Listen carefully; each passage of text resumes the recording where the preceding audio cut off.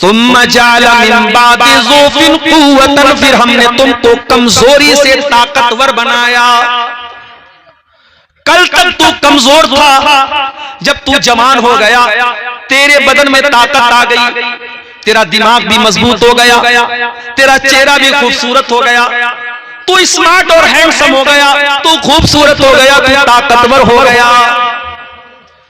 तू 20 साल का हो गया, 25 साल का हो गया, 30 और 35 साल तक तू जवान रहा। फिर जब तू 40 को क्रॉस करने लगा, तेरे बदन पर धीरे धीरे झुर्रियां पड़ने लगी, तेरे बाल सफेद होने लगे, तेरा दिमाग अब पहले जैसा नहीं रहा, तू जरा सा दौड़ने लगा तो हाँफने लगा, तेरे घुटने कमजोर हो गए, तेरी बॉडी कमजोर हो गई, तेरा शरीर कमजोर हो गया। सुम्मा जअला मिन बादि क़ुव्वतिन ज़ौफ़न व शैबा, फिर ताकत के बाद, जवानी के बाद, फिर हमने दोबारा तुझको कमजोर बनाया और बुढ़ापे तक तुझको पहुंचा दिया। तू बूढ़ा हो गया। अल्लाह चाहता तो हमेशा तुझको जवान रखता, अल्लाह चाहता तो हमेशा तुझको बूढ़ा रखता, लेकिन अल्लाह ने पहले कमजोर बनाया, फिर ताकतवर बनाया, फिर कमजोर बनाया। ये अल्लाह की मसलहत थी, ये अल्लाह की हिकमत थी। यख़्लुक़ु मा यशा, अल्लाह जैसे चाहता है पैदा करता है। वहुवल अलीमुल क़दीर, अल्लाह हर चीज की जानकारी रखने वाला और हर चीज पे कुदरत रखने वाला है। तो इंसान की पूरी जिंदगी में अगर ताकत का कोई दौर है, अगर एनर्जी का कोई दौर है, तो वो दौर मेरे अजीजों, मेरे भाइयों, जवानी का दौर है। इसीलिए हमारी शरीयत बार बार अपनी नौजवानी को हमें संभालने की हुक्म देती है, नौजवानी में गलत काम करने से हमें मना करती है। कुरान करीम में आप गौर कीजिए, इब्राहीम अलैहिस्सलाम का वाक़या अल्लाह ताला ने बयान किया। इब्राहीम अलैहिस्सलाम अल्लाह के खलील, अल्लाह के पैगंबर हैं, अपनी कौम को तौहीद की दावत दे रहे हैं। और इब्राहीम अलैहिस्सलाम अपनी पूरी कौम को चैलेंज देते हैं, लअकीदन्न असनामकुम बाद अन तुवल्लू मुदबिरीन, ऐ मेरी कौम के लोगों, मैं तुम्हारे सारे बुतों को तोड़ डालूंगा, तुम्हारे बुतों के साथ बड़ा बुरा सलूक करूंगा। ये मजाक नहीं है मेरे भाइयों, ये आसान काम नहीं है। पूरी कौम को इतना बड़ा चैलेंज दे देना, पूरी कौम मुशरिक है, पूरी कौम बुतों की पुजारी है, और बुतों की पुजारी कौम को ये चैलेंज दे रहे हैं, तल्लाही लअकीदन्ना असनामकुम, मैं तुम्हारे बुतों के साथ बहुत बुरा सलूक करने वाला हूं। और एक दिन इब्राहीम अलैहिस्सलाम ने मौके को गनीमत जाना, और जब कौम के लोग अपने मेले ठेले में गए थे, इब्राहीम अलैहिस्सलाम जाते हैं और अपनी कौम के सबसे बड़े इबादत खाने में दाखिल होते हैं और उनके सारे बुतों को तोड़ देते हैं, सिवाय बड़े वाले बुत के, बड़े वाले बुत को छोड़ देते हैं। कौम के लोग जब मेले से वापस आते हैं, उन्होंने देखा हमारे माबूद के साथ ये हाल हो गया है। क़ालू मन फ़अला हाज़ा बिआलिहतिना इन्नहु लमिनज़्ज़ालिमीन, कहने लगे हमारे माबूदों के साथ ये सुलूक किसने किया है, जिसने भी किया है वो बहुत बड़ा जालिम है। क़ालू समिअना फ़तन यज़कुरुहुम युक़ालु लहू इब्राहीम, तो कौम के अंदर कुछ लोगों ने कहा एक नौजवान है जिसका नाम इब्राहीम है, उसी का ये काम है, उसी ने ये काम किया है। जरा गौर कीजिएगा मेरे नौजवान साथी, आज हमारा नौजवान वैलेंटाइंस डे पर गुलाब का फूल बांट रहा है, कार्ड बांट रहा है, मैसेजेस कर रहा है। आज हमारा नौजवान कहां खड़ा है और इब्राहीम अलैहिस्सलाम जैसा नौजवान कहां खड़ा था? जरा डिफरेंस देख लो, जरा फर्क देख लो मेरे प्यारे साथी। इब्राहीम अलैहिस्सलाम को बुलाया गया, अंत फ़अलता हाज़ा बिआलिहतिना या इब्राहीम, ऐ इब्राहीम क्या तूने हमारे माबूदों के साथ ये सलूक किया है? इब्राहीम अगर चाहते साफ साफ बोल देते हाँ मैंने ये काम किया है, मगर इससे मसला हल ना होता, मसला और खराब हो जाता। इब्राहीम अलैहिस्सलाम ने साफ साफ नहीं कहा, बल्कि कहा बल फ़अलहु कबीरुहुम हाज़ा फ़सअलूहुम इन कानू यंतिकून, कहा कि अरे भाई सारे बुत टूट गए, बड़ा वाला बचा है, बड़े वाले से पूछ लो, इसी ने तोड़ा होगा, इनसे पूछ लो। अब यहां ऐसा लग रहा है कि इब्राहिम अलैहिस्सलाम झूठ बोल रहे हैं, मगर हकीकत में ये झूठ नहीं बोला उन्होंने। उनके कहने का मकसद ये था कि इन बुतों को उसने तोड़ा है जो इनसे बड़ा था और इनसे बड़ा मैं था, मेरे हाथ में ताकत थी, मैंने तोड़ा था। मगर साफ साफ नहीं बोला, कौम के लोगों को डॉज दे दिया, उनको घुमा दिया, कहा भाई बड़े वाले से पूछो, इसने तोड़ा होगा। अब कौम के लोगों को थोड़ी देर के लिए अकल आई, थोड़ी देर के लिए उन्होंने गौर किया, फरजऊ इला अनफुसिहिम, थोड़ी देर के लिए उन्होंने गौर किया और उनको महसूस हुआ कि हम गलत हैं। सुम्मा नुकिसू अला रुऊसिहिम, फिर फौरन पलट गए और कहने लगे, लक़द अलिमता मा हाउलाही यंतिकून, ऐ इब्राहिम तुम जानते हो ये पत्थर के बुत हैं, ये बोल नहीं सकते। काला उफ़्फ़िल लकुम वलिमा ताबुदून मिन दूनिल्लाह, का अफसोस है तुम्हारे अकल के ऊपर, तुम अल्लाह को छोड़कर ऐसी चीजों की इबादत करते हो जो बोल नहीं सकते, जो बात नहीं कर सकते, जो नफा नहीं पहुंचा सकते, जो नुकसान नहीं पहुंचा सकते, ऐसी चीजों की तुम इबादत करते हो। अब इब्राहिम अलैहिस्सलाम ने अपनी दलील पेश कर दी और सामने जो मुशरिक कौम थी उसके सामने ये प्रूफ कर दिया कि पत्थर के बुत इबादत के लायक नहीं है, इनकी इबादत करना पागलपन है, इनकी इबादत करना बेवकूफी है। अब सामने वाले के पास दलील का जवाब दलील से नहीं था, और दुनिया का उसूल है जब दलील के जवाब दलील से न मिले तो सामने वाले के साथ ज्यादती करो। अभी आपको मालूम है शबे बारात के हलवे पर एक ताजा दलील क्या आई है, शायद आपने वीडियो देखा होगा। एक मौलवी साहब शबे बारात के हलवे की दलील क्या दे रहे हैं, बोले साहब ये लोग पूछते हैं कि हलवा कहां है, किताब में दिखाओ। अरे हलवा किताब में थोड़ी मिलेगा, हलवा तो कढ़ाई में मिलेगा। अब पब्लिक बेचारी हंस रही है, आहा सुभान अल्लाह माशाअल्लाह। ये तो दलील है, इस सादगी पे कौन न मर जाए ऐ खुदा, लड़ते हैं और हाथ में तलवार भी। हलवा खाना है तो खा तू, मगर कुरान को बदनाम न कर, हदीस को बदनाम न कर, शरीयत को बदनाम न कर। दलील का जवाब दलील से दे। हम तो साफ बोलते हैं हलवा खाना गलत नहीं है, मगर हलवे को इस्लाम से जोड़ना, शरीयत से जोड़ना, नबी से जोड़ना, ये गलत है। हम इसलिए शबे बारात के हलवे के खिलाफ हैं। इब्राहिम अलैहिस्सलाम की कौम के पास जब दलील का जवाब दलील से नहीं था तो क्या कहा उन्होंने, क़ालू हर्रिक़ूहु वंसुरू आलिहतकुम इन कुंतुम फ़ाइलीन, कहा कि जला डालो इब्राहिम को, इब्राहिम को जला डालो, अगर अपने माबूदों की मदद करना है तो इसको जला दो, खत्म कर दो। चुनांचे बहुत बड़ी आग तैयार की गई, अकेले इब्राहिम को जलाने के लिए इतनी बड़ी आग तैयार की गई, पूरा गांव जलाया जा सकता था, पूरा इलाका जलाया जा सकता था, इतनी बड़ी आग तैयार की गई। लेकिन जब इब्राहिम को आग में डाला जाने लगा, इब्राहिम की पेशानी पर कोई बल ना आया, इब्राहिम के चेहरे पर कोई घबराहट नहीं आई। इब्राहिम अल्लाह की तौहीद के लिए आग में डाले जा रहे हैं, इब्राहिम के चेहरे पर सुकून है, उनकी पेशानी पर सुकून है, और इब्राहिम की जबान पर बस एक ही जुमला है, हस्बी अल्लाहु व निअमल वकील, अल्लाह मेरे लिए काफी है और अल्लाह से बेहतरीन मदद करने वाला कौन है, अल्लाह से बेहतरीन कारसाज कौन है। ये दुआ पढ़ते हुए और ये जिक्र पढ़ते हुए इब्राहिम अलैहिस्सलाम आग में चले गए। अल्लाह चाहता बारिश बरसा देता, आग बुझ जाती, अल्लाह चाहता हवा चला देता, आग बुझ जाती, अल्लाह चाहता इब्राहिम को आग में जाने ही न देता, बीच में से इब्राहिम बच जाते। मगर अल्लाह ताला को अपनी कुदरत आज अलग तरीके से दिखाना था। कुल्ना या नारु कूनी बरदन व सलामन अला इब्राहिम, अल्लाह ने डायरेक्ट आग से कहा, ऐ आग तू ठंडी हो जा और सलामती वाली हो जा मेरे इब्राहिम के लिए। आज भी हो जो इब्राहिम सा ईमा पैदा आग कर सकती है, अंदाज़े गुलिस्तां पैदा।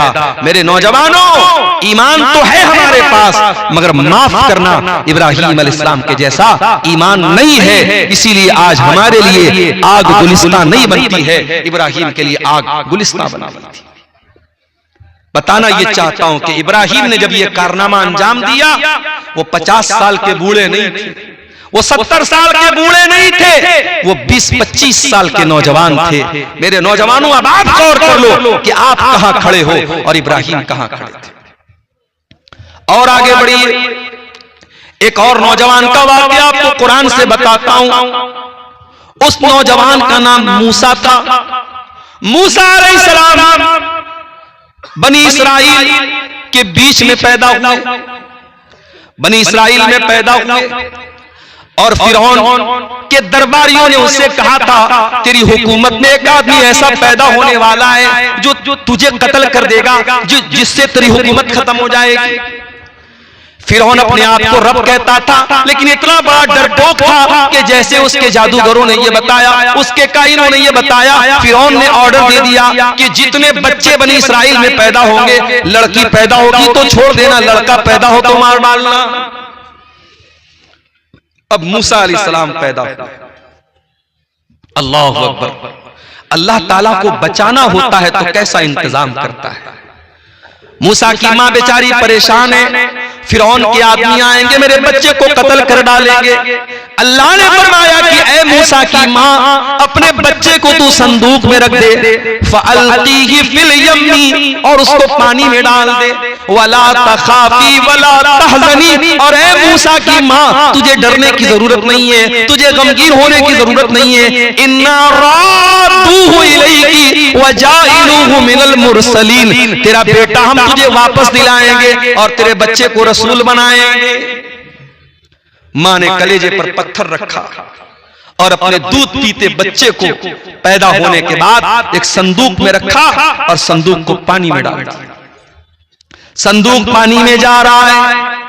मूसा अलैहिस्सलाम अल्लाह के हुक्म से उस संदूक के अंदर पानी में तैर रहे हैं, और मूसा अलैहिस्सलाम की जो बहन है वो साइड से जा रही है, वो देखना चाह रही है कि मेरे भाई के साथ क्या होता है। ओ बहनों वालों, ओ जिनके घरों में बहने, अपनी बहनों का ख्याल किया करो। बहन से ज्यादा प्यार करने वाली हस्ती माँ के बाद सबसे ज्यादा ख्याल करने वाली बड़ी बहनें होती हैं। या मूसा की बड़ी बहन उनका कितना ख्याल रख रही है। जिनकी बहनें जिंदा है, अल्लाह उनकी बहनों को सलामत रखे। बहन भाई का प्यार भी बड़ा आला प्यार होता है। बड़े जालिम है वो लोग। अभी एक इलाके में मेरी तकरीर थी, एक मौलाना साहब मेरे कान में आके कहने लगे, मौलाना जरा एक मौजू आपको देता हूँ, एक बात बताता हूँ, जरा तकरीर में बोलिएगा। मैंने कहा क्या बात है? बोले माँ का इंतकाल हो गया है, जवान बहन है, और भाई जवान बहन को माँ के मरने के बाद बेचारी अकेली है, बात बात पे मारता और पीटता है। जरा इस पर आप तकरीर में बोल दीजिएगा। वल्लाह बताता हूँ, बड़ी दिल को तकलीफ पहुंची कि आज ऐसे भी जालिम भाई हैं जो बहनों पर हाथ उठाते हैं। माफ करना मेरे प्यारे साथियों, बहनें प्यार की चीज होती हैं, मोहब्बत की चीज होती हैं। बहनों पर जुल्म सितम करने वाले बड़े बुज़दिल और बड़े डरपोक और बड़े कायर किस्म के लोग होते हैं। मूसा अलैहिस्सलाम जा रहे हैं और उनकी बहन वो साइड से देख रही है कि मेरा भाई कहां जा रहा है। जब ये संदूक पहुंचा है, कहां पहुंचा? फिरौन के महल के पास पहुंचा, और फिरौन की बीवी ने अपने बरामदे से देखा कि पानी में संदूक जा रहा है, तो अपनी किसी लौंडी से कहा कि जाओ जरा देखो संदूक में क्या है।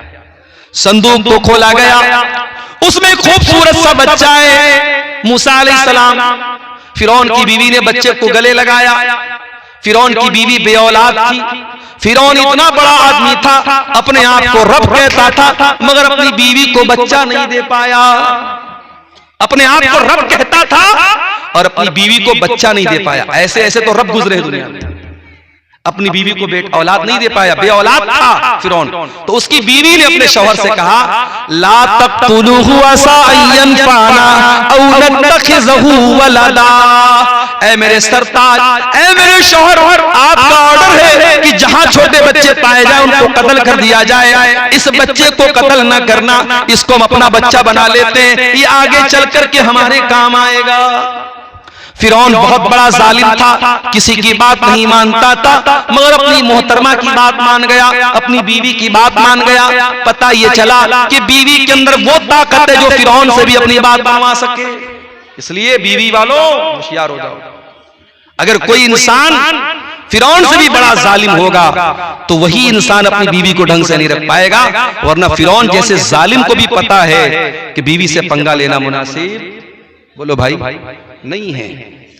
और बड़ा मशहूर लतीफा है कि एक साहब ने, उनकी बीवी बहुत परेशान करती थी, उनको शक करती थी उनके ऊपर। जब कहीं बाहर जाते फोन करके पूछने लगती कहां हैं आप, कहां हैं आप। तो एक मर्तबा बीवी मायके चली गई। अब मायके जाकर के बार बार फोन कर रही है कहां हैं आप। तो शौहर कह रहे हैं कि मैं घर पर हूं। तो कह रही है कि कैसे मैं मान लूं कि आप घर पे हैं। एक काम कीजिए, आप किचन में जाइए और जो मिक्सर है मिक्सर को आप चालू करके दिखाइए, तब मैं मानूंगी, वीडियो कॉल पे आप दिखाइए। तो शौहर ने जो है मिक्सर की आवाज सुना दी उसको फोन के ऊपर। तो वो मुतमईन हो गई कि चलो ठीक है, इसका मतलब कि शौहर घर पे है। दूसरे दिन फिर फोन किया, कहां है आप, कहा घर पे हूं, का मिक्सर चला के सुनाइए। फिर उन्होंने मिक्सर को चला के सुना दिया। तीसरे दिन बीवी अचानक सरप्राइज देने के लिए घर आई। घर आई तो शौहर गायब था और छोटा बच्चा वहीं घर में खेल रहा था। बोला तेरे अब्बू कहां गए, बोले 3 दिन से मिक्सर लेके गायब है। तो बीवियों को कंट्रोल करना इतना आसान काम नहीं है। जब फिरौन जैसे जालिम की नहीं चली तो हमारी और आपकी क्या चलेगी। उसको भी बात माननी पड़ी। कहा ठीक है, अगर तू कहती है तो चल मैं इस बच्चे को पाल लेता हूं। और बाद में वही बच्चा मूसा अलैहिस्सलाम बनता है। लंबा वाकया है, मैं उस वाकये की तरफ नहीं जाता हूं। मूसा अलैहिस्सलाम जवान हुए और अल्लाह ताला ने उनको जिस्मानी एतबार से भी ताकतवर बनाया था। मूसा अलैहिस्सलाम ने देखा कि उनकी कौम का एक इंसान और फिरौन की कौम का एक इंसान दोनों आपस में लड़ रहे थे। तो मूसा अलैहिस्सलाम ने अपनी कौम के आदमी को बचाने के लिए और उसका सपोर्ट करने के लिए तिब्ती को एक मुक्का मारा, और ऐसा मुक्का मारा कि मूसा अलैहिस्सलाम के मुक्के से वो इंसान मर गया। मूसा अलैहिस्सलाम के मुक्के में इतनी ताकत थी कि सामने वाला मर गया। गुटखा खाने वाले के मुक्के में इतनी ताकत नहीं होगी। माफ कीजिए, जो गुटखा खाएगा, जो खैनी खाएगा, जो तंबाकू इस्तेमाल करेगा, जो चरस गांजा और नशा करेगा, बड़े अफसोस की बात है वो इंसान किसी काबिल नहीं बचेगा। आज क्यों ये हकीमों और डॉक्टरों के पास क्यों लाइन लगी रहती है, क्यों मर्दों के अंदर कमजोरियां पैदा हो रही हैं, और क्यों इंसान शादी के बाद किसी को मुंह दिखाने के काबिल नहीं रहता है। ये वजह और हालात क्यों है, जब आप असबाब पर गौर करेंगे, ये नशा की बहुत बड़ी वजह है हमारी नौजवान नस्ल के बर्बाद होने की। अल्लाह हमारे तमाम नौजवानों की हिफाजत फरमाए। मेरे भाइयों, मूसा अलैहिस्सलाम ने ऐसा मुक्का मारा, सामने वाला मर गया। अब मूसा अलैहिस्सलाम वहां से अपनी जान बचा के, उनको ये डर हुआ कि कहीं मेरे खिलाफ मौत का फैसला ना जाए, वहां से अपनी जान बचा करके मूसा अलैहिस्सलाम मदियन पहुंचे। और जब मदियन पहुंचे तो वहां मूसा अलैहिस्सलाम एक पेड़ के नीचे बैठे हुए थे और वहीं पर एक कुआं था और कुएं के पास लंबी लाइन लगी थी। लोग अपनी अपनी बकरियों को पानी पिला रहे थे। मूसा अलैहिस्सलाम ने देखा कि 2 औरतें खड़ी हैं। 2 औरतें खड़ी हैं जो पीछे खड़ी हैं, लाइन से हट करके खड़ी हैं। मर्दों की लाइन से अलग खड़ी हैं, उनके हाथ में भी बकरियां हैं, वो अपनी बकरियों को पानी पिलाना चाहती हैं, मगर मर्दों की लाइन से अलग खड़ी हैं। मूसा अलैहिस्सलाम ने जाकर के पूछा, मा खतबुकुमा, क्या बात है, तुम लोग लाइन से अलग क्यों हो। कालता ला नुस्की ला नस्की हत्ता युस्दिर रिया। तो उन दोनों औरतों ने कहा कि हम अपने जानवरों को तब तक पानी नहीं पिलाएंगे जब तक ये तमाम मर्दों की लाइन खत्म ना हो जाए। वह अबूना शैखुन कबीर, हमारा बाप बहुत बूढ़ा हो चुका है, मजबूरी में हमको ये काम करना पड़ रहा है। अच्छा, तो ये बात है। मूसा अलैहिस्सलाम ने दोनों लड़कियों की बकरी को लिया और ले जाकर के लाइन को चिरते हुए आगे बढ़े। बॉडी बिल्डर तो पहलवान तो थे ही, किसकी मजाल थी मूसा अलैहिस्सलाम को रोक आगे बढ़े और उनकी बकरियों को पानी पिलाया और पानी पिला करके उन औरतों के हवाले कर दिया। बस उनकी मदद करके चले आए। आज हमारा नौजवान तो किसी लड़की की मदद कर ले तो जब तक मोबाइल नंबर ना ले ले तब तक चैन से नहीं बैठे। यानी नेकी करके दरिया में डालने वाला रिवाज खत्म है आज के दौर में। मूसा अलैहिस्सलाम दोनों औरतों की मदद करते हैं और मदद करने के बाद आकर के पेड़ के नीचे बैठ जाते हैं और अल्लाह की बारगाह में दुआ करते हैं, रब्बि इन्नी लिमा अंज़लता इलैया मिन खैरिन फकीर। ऐ अल्लाह, मैं तेरा बंदा हूँ, तेरे करम का मोहताज हूँ। ऐ अल्लाह, तू खैर नाजिल फरमा दे, मैं तेरे खैर का मोहताज हूँ, तेरी भलाई का मोहताज हूँ। अभी मूसा अलैहिस्सलाम की जबान से दुआ निकली कि इतने में कुरान कहता है, फजाअतु इहदाहुमा तमशी अला इस्तिहया। उन दोनों लड़कियों में से एक लड़की चलते हुए आई। दोनों लड़कियों का नाम कुरान ने बयान नहीं किया। दोनों लड़कियों की हाइट क्या थी, वो कितनी खूबसूरत थी, उनके हुस्न जमाल का जिक्र कुरान ने नहीं किया। हाँ, कुरान ने एक चीज का जिक्र किया, फजाअतु इहदाहुमा तमशी अला इस्तिहया। उन दोनों लड़कियों में से एक लड़की शर्मा शर्मा के चल रही थी और शर्मा शर्मा के चलते हुए आई। पता ये चला मेरी बहनों कि आपकी खूबसूरती की अल्लाह की यहाँ उतनी अहमियत नहीं है, आपके हुस्न जमाल की अल्लाह ताला की उतनी अहमियत नहीं है जितनी आपकी शर्मो हया की है। जिस औरत ने अपनी शर्मो हया को बचा के रखा, जिस औरत ने अपनी पाक दामनी को बचा के रखा, उससे ज्यादा अल्लाह के यहाँ किसी औरत का मकाम नहीं है। वो लड़की शर्मा शर्मा के चल रही थी, अल्लाह ताला ने उस लड़की की चाल को बयान किया कि वो शर्मा शर्मा के चल रही थी और आई और आकर के कहने लगी, इन्ना अबी अदऊका लियजज़ियका अज्र मा सक़ैत लना, कि ऐ नौजवान मेरे अब्बू आपको बुला रहे हैं, आपने हमारी बकरियों को पानी पिलाया है, चलिए हमारे अब्बू आपको कुछ इनाम देना चाहते हैं, कुछ रिवार्ड देना चाहते हैं। अब मूसा अलैहिस्सलाम आगे आगे चल रहे हैं, पीछे पीछे लड़की चल रही। चाहते तो लड़की आगे रहती, मूसा अलैहिस्सलाम पीछे रहते, मगर एक मर्द की इफ्फत का तकाजा ये है कि अगर औरत साथ में है तो मर्द आगे चले, औरत पीछे चले। औरत रास्ता बता रही है और बताते बताते मूसा अलैहिस्सलाम उस लड़की के घर पहुंचे। लड़की के बाप का नाम शुएब था। वहां हजरत मूसा की उनसे बात हुई तो हजरत शुएब ने कहा कि मेरी ये दो बेटियां हैं, मैं चाहता हूं किसी एक बेटी का निकाह मैं तुमसे कर दूं, मगर शर्त यह है कि आपको 8 साल या 10 साल मेरे घर पे काम करना पड़ेगा। 8 साल 10 साल अगर आप मेरे घर पे काम करेंगे तो मैं इसी को मेहर बना देता हूं और अपनी किसी एक लड़की की शादी आपसे कर देता हूं। आज हमारे यहां लड़कों की शादी होती है तो लड़की वालों से पूछा जाता है कि क्या देंगे आप, बाइक देंगे, 4 व्हीलर देंगे, बुलेट देंगे, क्या देंगे, कितना कैश देंगे। यहाँ पैगंबर को, मूसा अलैहिस्सलाम जैसे नबी को शादी करने के लिए 10 साल काम करना पड़ा। 10 साल अपने ससुराल में उनको सर्विस देनी पड़ी, तब जाकर के उनकी शादी हुई है। यहाँ गंगा उल्टी बह रही है, यहाँ उल्टा मामला है। यहाँ बेचारे लड़की के बाप के ऊपर बोझ डाला जा रहा है कि तू कर्जा ले ले, तू बैंक से लोन ले ले, तू भीख मांग ले, मगर तुझे हमारी डिमांड पूरी करनी पड़ेगी। और लड़का जितना क्वालिफाइड हो, लड़का जितना अच्छी पोस्ट पर हो, लड़का जितना अच्छा कमाता हो, उतनी मोटी रकम जहेज में ली जाती है। और लेने वाला भी अहले हदीस और देने वाला भी अहले हदीस। अल्लाह, चुल्लू भर पानी में हमें और आपको डूब मरना चाहिए। माफ करना मेरे साथियों, अगर अपने आप को अहले हदीस कहते हो तो शादी ब्याह के मामले में भी अहले हदीस बनो। सिर्फ सीने पर हाथ बांध लेने से और आमीन जोर से बोल लेने से कोई अहले हदीस नहीं हो जाता है। हमारे शादी ब्याह का जो सिस्टम है, और मैं पूरे सीमांचल में मैंने गौर किया है, आज बहुत सारी बुराइयां आपके इस इलाके में मौजूद हैं और उसमें से एक बुराई जहेज की शक्ल में है। मूसा अलैहिस्सलाम नौजवान है, 10 साल तक उन्होंने शुएब के घर में काम किया और फिर उनकी शादी होती है। मेरे नौजवान साथियों, ये भी एक नौजवान थे जिन्होंने उन 2 लड़कियों की मदद की बगैर किसी मफाद के, और अल्लाह से दुआ की। अल्लाह ने उनकी बीवी का भी इंतजाम कर दिया, उनके लिए रहने का भी इंतजाम कर दिया। ये नौजवान थे जिनका जिक्र अल्लाह ने कुरान में किया है। और आगे बढ़िए, आज जुमा का दिन था, आपने सूरह कहफ पढ़ी होगी। सूरह कहफ में अल्लाह ताला ने कुछ नौजवानों का वाकया बयान किया है। इन्नहुम फित्यतुन आमनू बिरब्बिहिम वज़िदनाहुम हुदा। अल्लाह के कुछ नौजवान बंदे ऐसे भी थे, सारी कौम मुशरिक थी, सारी कौम अल्लाह के साथ शिर्क करती थी, मगर उन चंद नौजवानों के दिल में अल्लाह ताला ने तौहीद डाल दिया। वो एक अल्लाह के ऊपर ईमान ले आए, तौहीद के रास्ते पर आ गए। और जब उनको ये पता चला कि अगर अपनी कौम को हम बताएंगे कि हम तौहीद पर चल रहे हैं, हमारी कौम के लोग हमारा जीना हराम कर देंगे, फ़अबू इलल कहफ़ी, तो उन नौजवानों ने एक पहाड़ की गुफा में जाकर के, गार में जाकर के पनाह ले ली। वो अच्छे बाप की औलाद थे, बड़े बाप की औलाद थे, हवेलियों में रहते थे, महलों में रहते थे, लेकिन अपने ईमान को बचाने के लिए, अपनी तौहीद को बचाने के लिए उन नौजवानों ने अपने बाप का महल छोड़ दिया, अपनी माँ की हवेली छोड़ दी और पहाड़ की गुफा में जाकर के पनाह ले ली। और पहाड़ की गुफा में जाकर के 309 साल तक वो सोए रहे। अल्लाह ताला ने 309 साल तक उनको सुला के रखा। ये पूरा वाकया अल्लाह ताला ने बयान किया है। और एक चीज को अल्लाह ताला ने हाईलाइट किया है, इन्नहुम फित्यतुन आमनू बिरब्बिहिम, कि ये चंद नौजवान थे जिन्होंने इतना बड़ा कारनामा अंजाम दिया।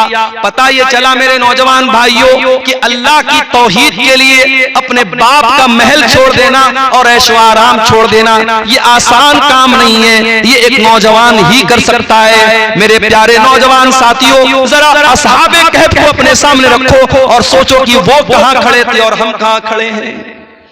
वो अपनी तौहीद और ईमान को बचाने के लिए कहां चले गए और आज हम कहां खड़े।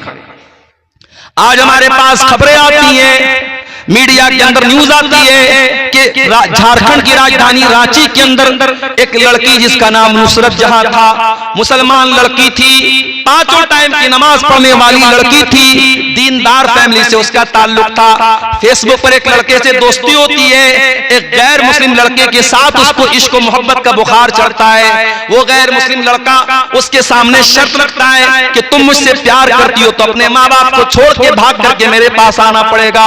वो लड़की अपने माँ बाप की इज्जत को दांव पे लगा लेती है और लड़के के साथ भाग के शादी करती है, कोर्ट मैरिज करती है। और इतना ही नहीं, अपना धर्म परिवर्तन भी कर लेती है, इस्लाम को छोड़ देती है और नुसरत जहां से निशा सिंह बन जाती है। और मीडिया में बाकायदा उसकी खबरें आती हैं।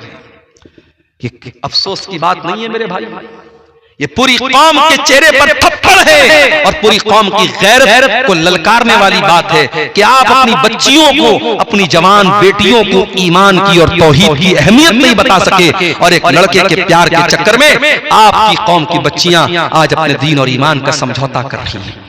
आज मुंबई जैसे शहरों में और दिल्ली जैसे शहरों में चले जाओ, किसी पिकनिक स्पॉट पर, किसी पार्क में, किसी होटल में आपको कितनी बुर्का पहनने वाली लड़कियां गैर मुस्लिम लड़कों के साथ गुलछर्रे उड़ाती हुई नजर आ जाएंगी। ये मनाजिर देखने की अब आंखों को आदत हो गई है, ये आंखें आदी हो गई है इन मनाजिर की। शर्म आती है, गैरत आती है, मगर गैरत जिस चीज का नाम था वह आज हमारे घरों से रुखसत हो गई है। मेरे प्यारे साथियों, मेरे नौजवानों, सबसे पहले तो अपनी तौहीद की हिफाजत करो, अपने ईमान की हिफाजत करो।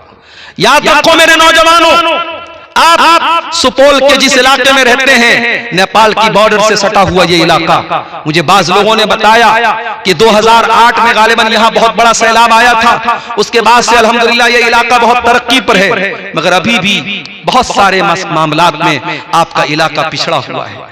लेकिन हाँ, टापू का ये इलाका जाना जाता है कि हाँ मुसलमानों का एक बड़ा बेल्ट है, मुसलमानों की एक बड़ी आबादी है। आपके घर कमजोर होंगे, आपका लाइफ स्टाइल कमजोर होगा, आपके घर में गुर्बत होगी, मैं मानता हूं, लेकिन अगर ईमान बचा के लेके चले गए, तौहीद बचा के लेके चले गए, तो याद रखिए मेरे प्यारे साथियों, हम उन करोड़पतियों से बेहतर हैं जिनके पास ईमान की दौलत नहीं। अल्लाह ताला कल कयामत के दिन पूछेगा, मेरे बंदे तू क्या लेकर के आया है? आए अल्लाह, हम गरीबों के पास ज्यादा नेकियां तो नहीं है, ज्यादा सदका खैरात तो नहीं है, ज्यादा तकवा तहारत तो नहीं है, लेकिन आए अल्लाह तेरी तौहीद को लेकर के आए हैं, तेरे सिवा किसी और के दर पे कभी हाथ न फैलाया, तेरे सिवा किसी और को मुश्किल कुशा न जाना, तेरे सिवा किसी और से हमने हाथ न फैलाया। आए अल्लाह तेरी तौहीद को लेकर के आए हैं, तेरे ऊपर ईमान रखने वाले हैं। अगर तौहीद को लेके जाएंगे अल्लाह क्या कामयाब हो जाएंगे और सब लेके चले गए। अगर तौहीद को न बचा पाए, ईमान को न बचा पाए, तो हमसे ज्यादा खसारा उठाने वाला कोई न होगा।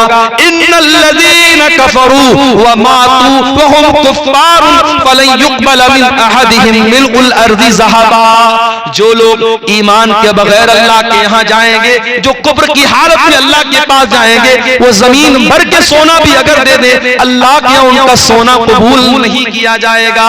जमीन भर के सोना भी अगर कोई दे दे, ईमान का मुकाबला नहीं कर सकता है। इस ईमान की हिफाजत करो मेरे प्यारे साथी। अभी बनारस से मैं पटना आया, 3.5 घंटे का सफर मैंने ट्रेन के अंदर खड़े होकर के तय किया। लाखों लोगों की भीड़ आज बिहार से उत्तर प्रदेश जा रही है। कुंभ का मेला चल रहा है हमारे गैर मुस्लिम भाइयों का। वहां उनका ये अकीदा है, उनकी ये आस्था है कि गंगा में डुबकी लगा लेने से उनके पाप माफ हो जाएंगे। मर्द भी जा रहे हैं, औरतें भी जा रही हैं, ट्रेनें खचाखच भरी हुई हैं। वहां मेले की जो वीडियो आ रही है, वहां जो मंजर देखा जा रहा है, बहुत सारे वहां ऐसे भी लोग हैं जो सर से पैर तक नंगे हैं, मादरजाद नंगे हैं। शर्मगाह नजर आ रही है, उनको कोई हया नहीं, उनको कोई शर्म नहीं। उनको ये बता दिया गया कि ये भी भक्ति की एक शक्ल है, ये भी ऊपर वाले को खुश करने की एक शक्ल है। मेरे प्यारे साथियों, ये मंजर देख करके क्या आपके दिल में ये एहसास पैदा नहीं होता, अल्हम्दुलिल्लाह अला नेमतिल इस्लाम, अय अल्लाह तेरा शुक्र है कि तूने हमको मुसलमान बनाया।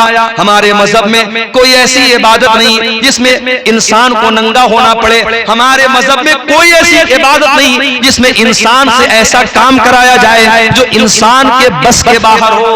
अल्लाह ने हमें ईमान वाला बनाया है, ये बहुत बड़ी नेमत है। और आज बड़े बड़े क्वालिफाइड, एजुकेटेड और पढ़े लिखे लोगों को जब हम देखते हैं गाय का गोबर खा रहे हैं, गाय का पेशाब पी रहे हैं, शर्मगाह की इबादत कर रहे हैं, नदियों की इबादत कर रहे हैं, इन जानवरों की इबादत कर रहे हैं, ये मंजर देख करके मेरे प्यारे साथियों हमारे और आपके दिल में ये एहसास पैदा होता है कि ऐ अल्लाह तेरा करम और तेरा शुक्र है कि तूने हमें तौहीद पर बनाया, तूने हमें ईमान वाला बनाया। हमारी पेशानी झुकती है तो एक अल्लाह के दर पे झुकती है, हम अल्लाह पर ईमान रखने वाले लोग हैं। इसीलिए अल्लाह ने हमको दुआ सिखाई, रब्बना ला तुज़िग़ क़ुलूबना बअद इज़ हदैतना व हब लना मिन लदुनका रहमा इन्नका अंतल वहाब। ऐ परवरदिगार, जब तूने हमको ईमान की दौलत दे दी है, जब हिदायत की दौलत दे दी है, ऐ अल्लाह अब हमारे दिलों के अंदर कोई टेढ़ापन न पैदा होने पाए, कोई कजी न पैदा होने पाए। अब दोबारा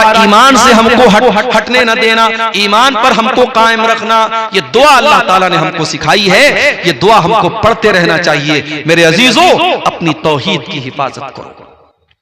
आज हमारे मुसलमान भाइयों की जो हालत है, बहुत सारे इलाकों में कहीं मजारों के आगे सजदा किया जा रहा है, कहीं अपने बुजुर्गों और अपने पीरों के आगे सजदा किया जा रहा है, कहीं एक आदमी माइक पर बैठ के अल्लाहू अल्लाहू कर रहा है और सब पब्लिक झूम रही है। इसको दीन और शरीयत का नाम दिया जा रहा है। मौलाना अल्ताफ हुसैन हाली ने 100 साल पहले कहा था, करे गैर गर्बुत की पूजा तो काफिर, कवाकिब में माने करिश्मा तो काफिर, झुके आग पर बहरे सजदा तो काफिर, जो ठहराए बेटा खुदा का तो काफिर, मगर मोमिनों पर कुशादा है राहे, परस्तिश करे शौक से जिसकी चाहे, नबी को जो चाहे खुदा कर दिखाए, इमामों का रुतबा नबी से बढ़ाए, मजारों पे जा जा के नजरें चढ़ाए, शहीदों से जा जा के मांगे दुआएं। न तौहीद में कुछ फर्क इससे आवे, न इस्लाम बिगड़े न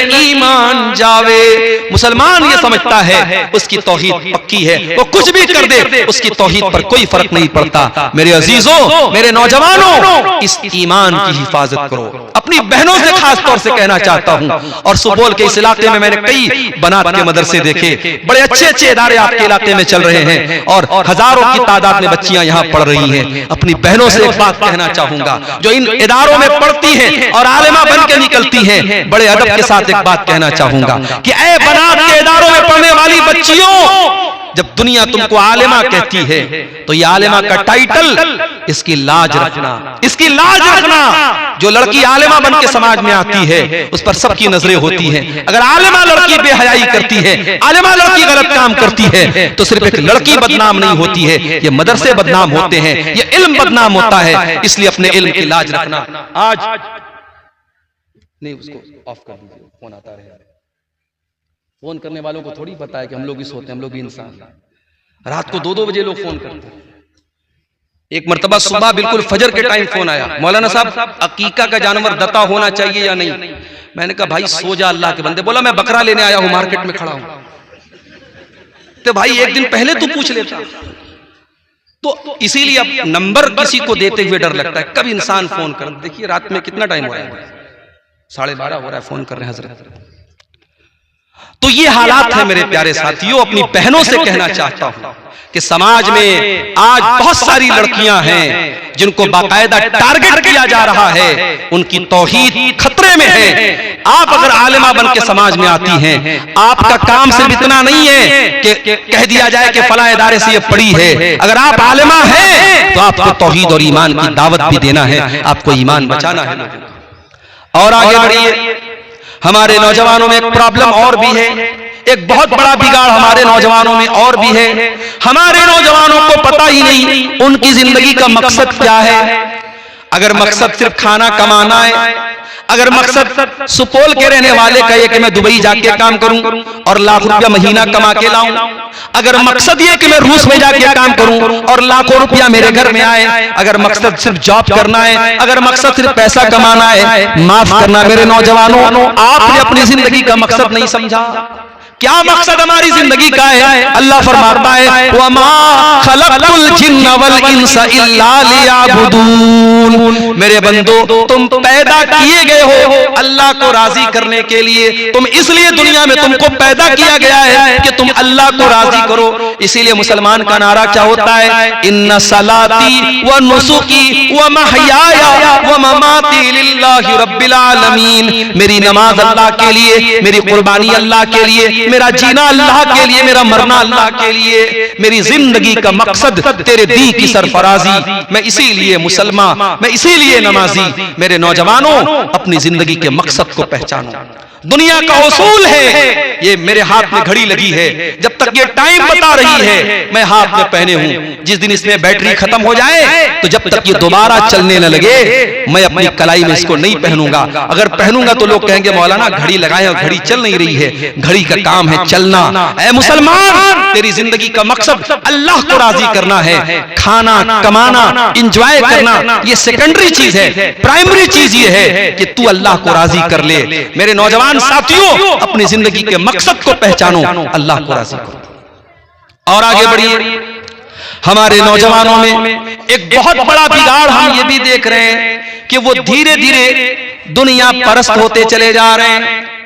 उनकी जिंदगी का मकसद सिर्फ दुनिया कमाना है और आखिरत की उनको कोई चिंता नहीं है। आज जुमा का दिन था, आप मस्जिद में गए होंगे, इमाम साहब ने जुमा की नमाज पढ़ाई होगी। पहली रकात में इमाम साहब ने सूरह आला पढ़ी होगी।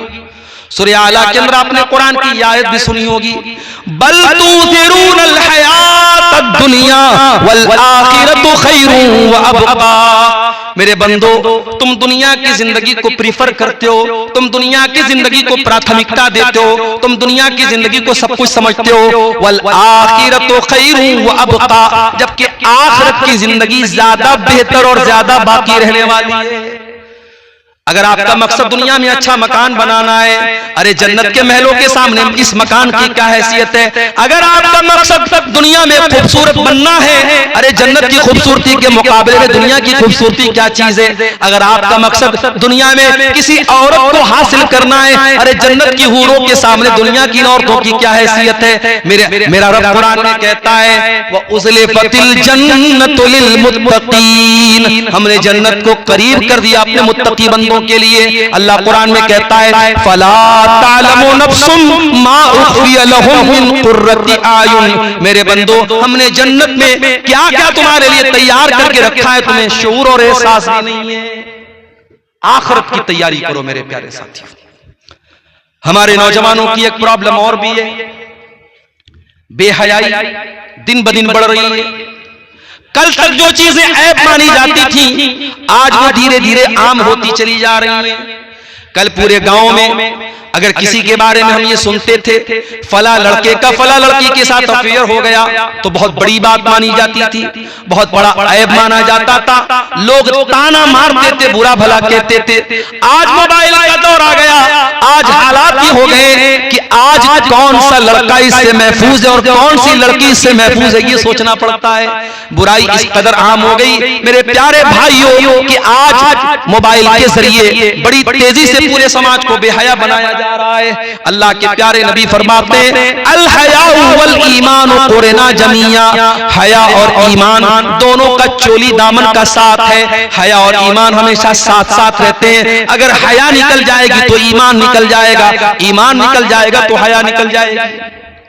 अभी यूट्यूब पर एक कॉमेडियन ने इतनी गंदी बात बोली है कि आज जो लोग बेहयाई का काम करते वो भी कह रहे यार ये बहुत गंदी बात है। कॉमेडी के नाम पे इतनी गंदी और फहश बातें आज नौजवानों के सामने पेश की जा रही है। अल्लाह की पनाह है। चाहे आप फेसबुक देख लें, चाहे आप इंस्टाग्राम देख लें, हर जगह गंदगी को भर दिया गया है। और बहुत सारे हमारे नौजवान लड़के इस तरीके की रील्स को, इस तरीके के वीडियोस को अपनी फेसबुक के ऊपर शेयर करते हैं, इंस्टाग्राम पर अपने दोस्तों को शेयर करते हैं। कान खोल करके सुन लो, अगर बेहयाई की किसी बात को आपने शेयर किया है तो कयामत के दिन उसका अंजाम भुगतने के लिए तैयार रहना। इन्नल्लज़ीना युहिब्बूना अन तशिय्यल फाहिशतु फिल्लज़ीना आमनू लहुम अज़ाबुन अलीमुन फिद दुनिया वल आखिरा। जो लोग मुसलमानों के दरमियान बेहयाई को फैलाते हैं उनको दुनिया में भी दर्दनाक अज़ाब मिलेगा और आखिरत में भी दर्दनाक अज़ाब मिलेगा। अगर आपने बेहयाई को फैलाया, बेहयाई को नश्र किया, बेहयाई को प्रमोट किया तो आखिरत में तो सजा मिलेगी, दुनिया में उसका अंजाम बहुत बुरा होने वाला है। इसलिए मेरे नौजवानों, अपने आप को शर्म हया वाला बनाओ। हमारे प्यारे नबी सल्लल्लाहु अलैहि वसल्लम हया वाले थे। अबू सईद खुदरी कहते हैं काना अशद्द हया मिनल अज़राई फी खिदरिहा। अल्लाह के प्यारे नबी एक कुंवारी लड़की से ज्यादा शर्म हया वाले थे। नबी हया वाले, सहाबा हया वाले, और हमारा रब भी हया और गैरत वाला। इसलिए मेरे प्यारे साथियों, हम और आप भी हया वाले बने और बेहयाई को अपने घरों से और अपने समाज से निकाल के फेंकते। नौजवानों में एक और मसला बहुत तेजी से फैल रहा है, बदकारी और ज़िनाकारी का।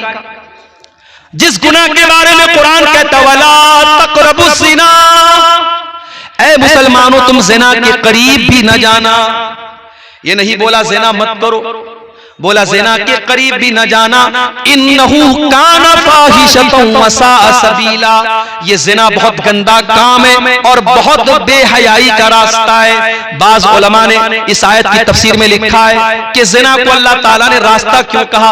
रास्ता इसलिए कहा कि रास्ते पे आते भी हैं और जाते भी हैं। आज जिस रास्ते पे चल के आप किसी और की बहन के साथ ये गलत काम कर रहे हैं, कल उसी रास्ते पर चल के कोई आपकी बहू बेटी और आपकी बीवी और बहन के साथ ये काम करेगा।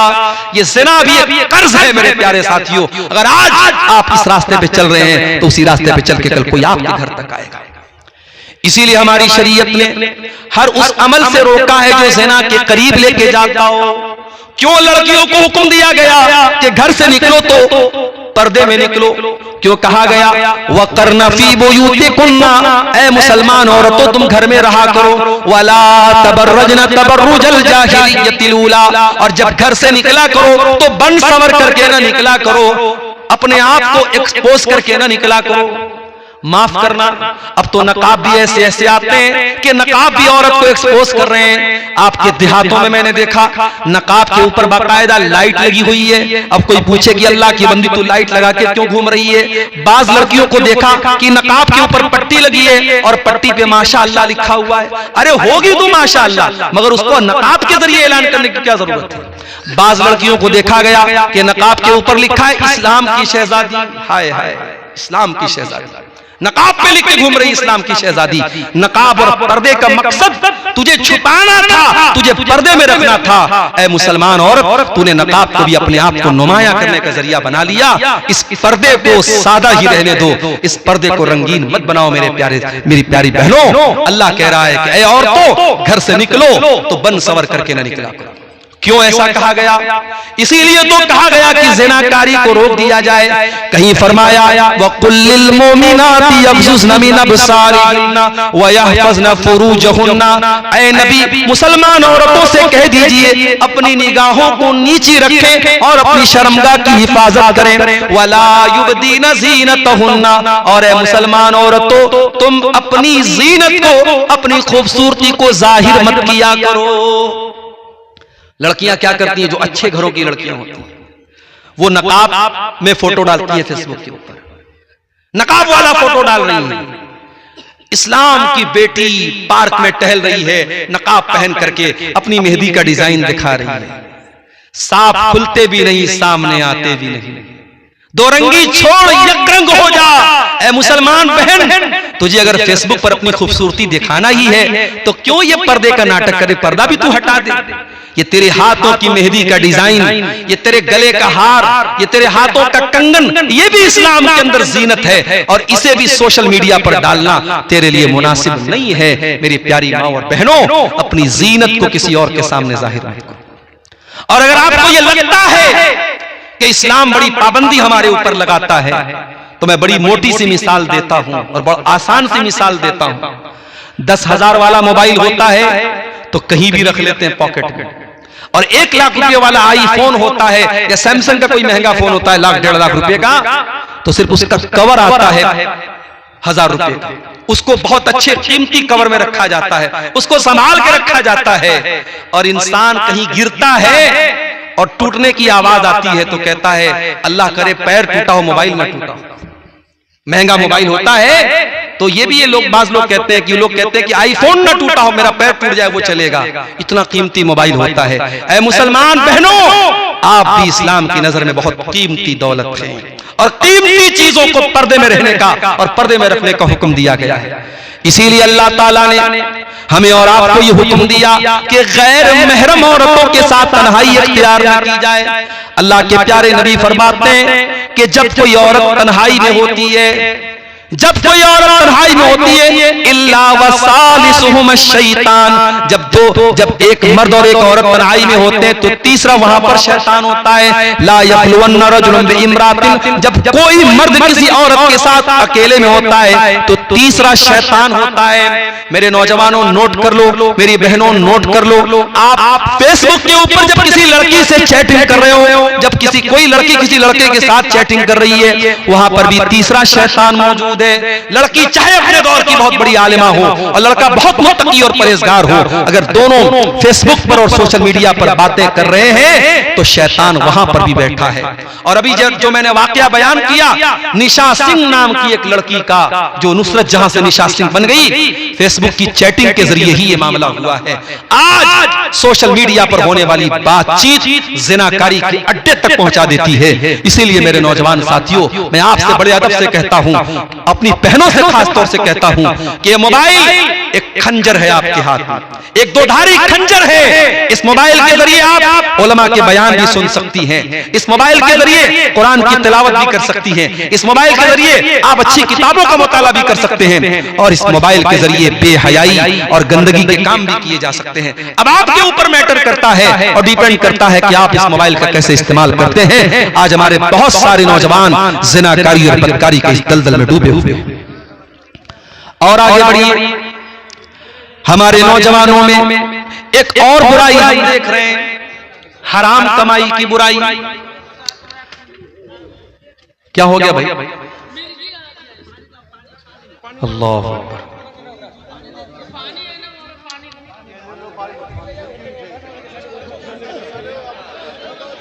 चलिए कोई बात नहीं, हो जाएंगे, ठीक हो जाएंगे इंशाअल्लाह। आप लोग बैठिए सुकून से बैठिए।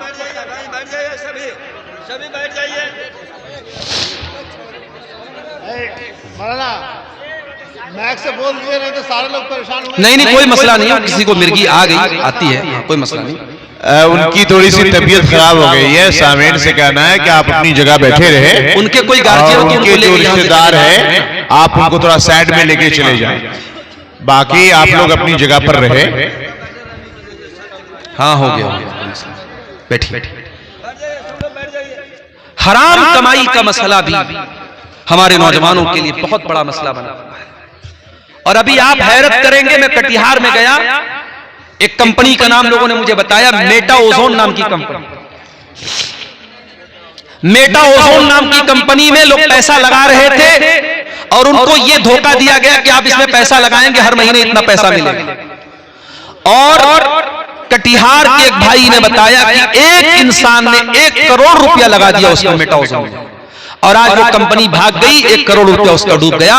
इस तरीके की बहुत सारी फ्रॉड कंपनियां आ जाती हैं और हमारे नौजवान का मेहनत की कमाई का पैसा उसमें डूब जाता है। अपने नौजवानों से मैं कहना चाहूंगा, मेरे नौजवान भाइयों, कामयाबी का शॉर्टकट मत तलाश करो। पैसा कमाना है आप जॉब भी कर सकते हो, आप कारोबार भी कर सकते हो, हलाल तरीके से पैसा कमाओ, जुए का रास्ता ना अपनाना, सट्टे का रास्ता ना अपनाना, सूद का रास्ता ना अपनाना। अल्लाह के प्यारे नबी फरमाते हैं याती अलन्नासी ज़मानुन ला युबालिल मरउ मिन ऐना अखज़ल माल। एक ऐसा जमाना भी तुम पर आएगा जब लोग इस बात की परवाह नहीं करेंगे कि माल कहां से कमा रहे, हलाल तरीके से कमा रहे या हराम तरीके से कमा रहे हैं। हराम तरीके से आया पैसा आपके घर के सुकून को बर्बाद कर देगा। मेरे प्यारे साथियों, अल्लाह के नबी फरमाते हैं जो जिस्म हराम कमाई से पलेगा बढ़ेगा फन्नारु औला बिही, वो जहन्नम की आग में डाला जाएगा। हराम कमाई अपने घर वालों को मत खिलाओ और अपने घर में मत आने दो। मेरे प्यारे साथियों, आज बंधन बैंक के जरिए लोन लेने की वबा आम हो रही है। 5-5 हजार 10-10 हजार का लोन आज मुसलमान लोन ले रहा है, वो भी इंटरेस्ट के ऊपर ले रहा है। क्या मुसलमान तुझे मालूम नहीं है कि सूद का लेना भी हराम है और देना भी हराम है? क्या तूने अल्लाह के नबी की वो हदीस नहीं पढ़ी है लानल्लाहु आकिल रिबा व मुकिलहु व कातिबहु, अल्लाह की लानत तो सूद खाने वाले पर, सूद खिलाने वाले पर, सूद की गवाही देने वाले पर और सूद को लिखने वाले पर। और आपने फरमाया कि सब बराबर हैं, सूद खाने वाला भी बराबर और सूद खिलाने वाला भी बराबर है। इसलिए इंटरेस्ट के ऊपर बैंक से लोन लेना, और आज लड़कियों और औरतों के जरिए बंधन बैंक का जो लोन लिया जा रहा है और पूरा समाज आज हमारा उसमें मुब्तला किया जा रहा है, ये अफसोस की बात है और ये पूरी कौम के लिए सोचने की बात है। क्या आज इस दौर में हम इतने गए गुजरे हैं कि अपने मुसलमान भाई को 5-10 हजार अगर कर्ज देना पड़े तो हम उसको कर्ज भी नहीं दे सकते, उस बेचारे को बैंक का रास्ता अपनाना पड़ता है। ये भी एक सोचने की जरूरत है। मेरे प्यारे साथियों, आज हराम कमाई के रास्ते हमारी कौम को तबाह हो बर्बाद कर रहे हैं। हराम कमाई की एक शक्ल हम ये भी देख रहे हैं, अपने पड़ोसी की जमीन को नाजायज तरीके से हथिया लेता है, भाई भाई की जमीन पर नाजायज कब्जा कर लेता है, भाई अपनी बहन को वरासत में हिस्सा नहीं देता है। याद रखो मेरे प्यारे साथियों, आज अगर हमने किसी का हक मारा है, आज किसी की जमीन पर नाजायज कब्जा किया है, आज किसी की प्रॉपर्टी पर हमने कब्जा किया है, याद रखो जिस दिन मरेंगे, जिस दिन सांसों की डोर थमेगी, जिस दिन दिल की धड़कन बंद हो जाएगी, ये सारा माल हम घर छोड़ के जाएंगे और कब्रिस्तान में अकेले जाएंगे। कब्रिस्तान में कब्र में अकेले दफन किए जाएंगे। न ये पैसा हमारे साथ जाएगा, न ये जमीन हमारे साथ जाएगी, न ये जायदाद हमारे साथ जाएगी। सब ठाट पड़ा रह जाएगा जब लाद चलेगा बंजारा। ये सब कुछ छोड़ के हमें जाना है। किसके लिए हराम कमा रहे हो? किसके लिए जमीनें हथिया रहे हो? किसके लिए लोगों के ऊपर जुल्म सितम कर रहे हो? याद रखो मेरे प्यारे साथियों, अल्लाह के प्यारे नबी फरमाते हैं मन अखज़ शिब्रम मिनल अर्ज़ जुल्मा, जो एक बित्ता जमीन, जो एक बालिश्त जमीन किसी की नाजायज कब्जा कर लेगा, तुफ़िक़हु मिन सभी अर्ज़ीन यौमल क़ियामा, क़यामत के दिन 7 जमीनों का तौक़ उसकी गर्दन में डाला जाएगा। एक बित्ता, एक बालिश्त अगर आपने किसी की जमीन हड़पी है तो गर्दन में पूरी 7 जमीनों का तौक़ डाला जाएगा। जमीन नहीं ले रहे हैं नाजायज कब्जा करने वाले, जहन्नम का टुकड़ा ले रहे हैं। अल्लाह के प्यारे नबी फरमाते हैं मेरे पास 2 लोग आते, जमीन का मसला लेके आते हैं, और हो सकता है मैं इंसान हूं, मुझसे गलत फैसला हो जाए, और जिसकी जमीन नहीं है मैं फैसला उसके हक में दे देता हूं। अल्लाह के रसूल फरमाते अगर ऐसा हो जाए जिसकी जमीन नहीं है, अगर उसके हक में मैंने फैसला कर दिया तो कान खोल करके सुन लो, फ़इन्नमा अक़तउ लहू क़ितअतम मिनन नार, मैं उसको जमीन का टुकड़ा नहीं दे रहा हूं, मैं जहन्नम की आग का टुकड़ा दे रहा हूं, जहन्नम की आग का टुकड़ा दे रहा हूं। इसलिए मेरे प्यारे साथियों, ये जमीन और जायदाद के मसले में किसी के ऊपर जुल्म न करना, किसी की जमीन पर नाजायज कब्जा न करना। ये जमीनें, ये जायदाद, ये पैसा सब यही रह जाएगा। ऐसी जिंदगी गुजार के जाओ कि अल्लाह को मुंह दिखा सको, ऐसी जिंदगी गुजार के जाओ कि कब्र का अजाब हमें न सहना पड़े, ऐसी जिंदगी गुजार के जाओ कि अल्लाह के हम कामयाब हो सके। मेरे प्यारे साथियों, हराम कमाई इंसान की दुनिया भी बर्बाद करती है और आखिरत भी बर्बाद करती है। और आगे बढ़िए, हमारे नौजवानों में एक और बुराई बहुत ज्यादा आम हो रही है, और वो बुराई मैं जिक्र कर चुका हूं, नशे की बुराई है। पहले तो शराब का नशा होता था, अब तो चरस और गांजा का नशा भी नौजवानों में आम हो रहा है। कितने नौजवान जेल की सलाखों के पीछे जा चुके हैं इसी नशाखोरी की वजह से। और मैं तो अल्लाह का शुक्र है पूरे हिंदुस्तान का दौरा करता हूं और मैं देख रहा हूं कि जहां जहां मुसलमान अक्सरियत में है, जहां जहां मुसलमानों की अच्छी तादाद है, वहां वहां नशे का रिवाज सबसे ज्यादा है। मुंबई में एक जगह है मालूनी, बहुत बड़ा समझिए कि वो जो है झुग्गी वाला एरिया है, गरीबों का एरिया है। मालूनी के इलाके में मैं गया, वहां पे मेरा प्रोग्राम था। जो नौजवान मुझे रिसीव करने आया था उसने बताया कि मौलाना ये एशिया की सबसे बड़ी बस्तियों में से एक बस्ती है, झुग्गी पट्टियां यहां पर मौजूद है और बड़ी तादाद में मुसलमानों की आबादी है। और कहा अफसोस की बात यह है कि दुनिया का कोई नशा ऐसा नहीं है जो यहां ना मिल जाए आपको। छोटे छोटे बच्चे जो स्कूलों में पढ़ते हैं, क्लास 8 क्लास 9 के स्टूडेंट हैं, लड़के और लड़कियां, उनके बीच में ड्रग्स के जो पाउडर होते हैं, कोकीन होती है, हीरोइन होती है और चरस और गांजा होता है, उन बच्चों में भी उसकी आदत डाली जा रही है। और वहां एक पाउडर लोगों ने बताया जिसका नाम एमडी है। इतना खतरनाक वो पाउडर है, एक मर्तबा जो नौजवान उसका आदी बन जाता है फिर उससे पीछा नहीं छुड़ा सकता है। और इतना खतरनाक है कि पूरे बदन को बर्बाद कर देता है, अतड़ियों को गला देता है। मेरे नौजवान साथियों, ये किस रास्ते पे तुम जा रहे हो? ये किस रास्ते पे तुम जा रहे हो? ये जिंदगी तुम्हारी दी हुई नहीं है, अल्लाह की दी हुई है। इस जिंदगी को बर्बाद करने का तुम्हें कोई हक नहीं है। इसीलिए हमारे इस्लाम में सुसाइड करना हराम है, आत्महत्या करना हराम है। जिंदगी में जितनी भी प्रॉब्लम आ जाए, इस्लाम सुसाइड करने की इजाजत नहीं देता है। वला तक़तुलू अनफुसकुम इन्नल्लाहा कान बिकुम रहीमा। ऐ लोगो, अपने आप को कभी कत्ल मत करना, ऐसा कोई काम मत करना जिसकी वजह से हम अपनी जान के दुश्मन बन जाओ।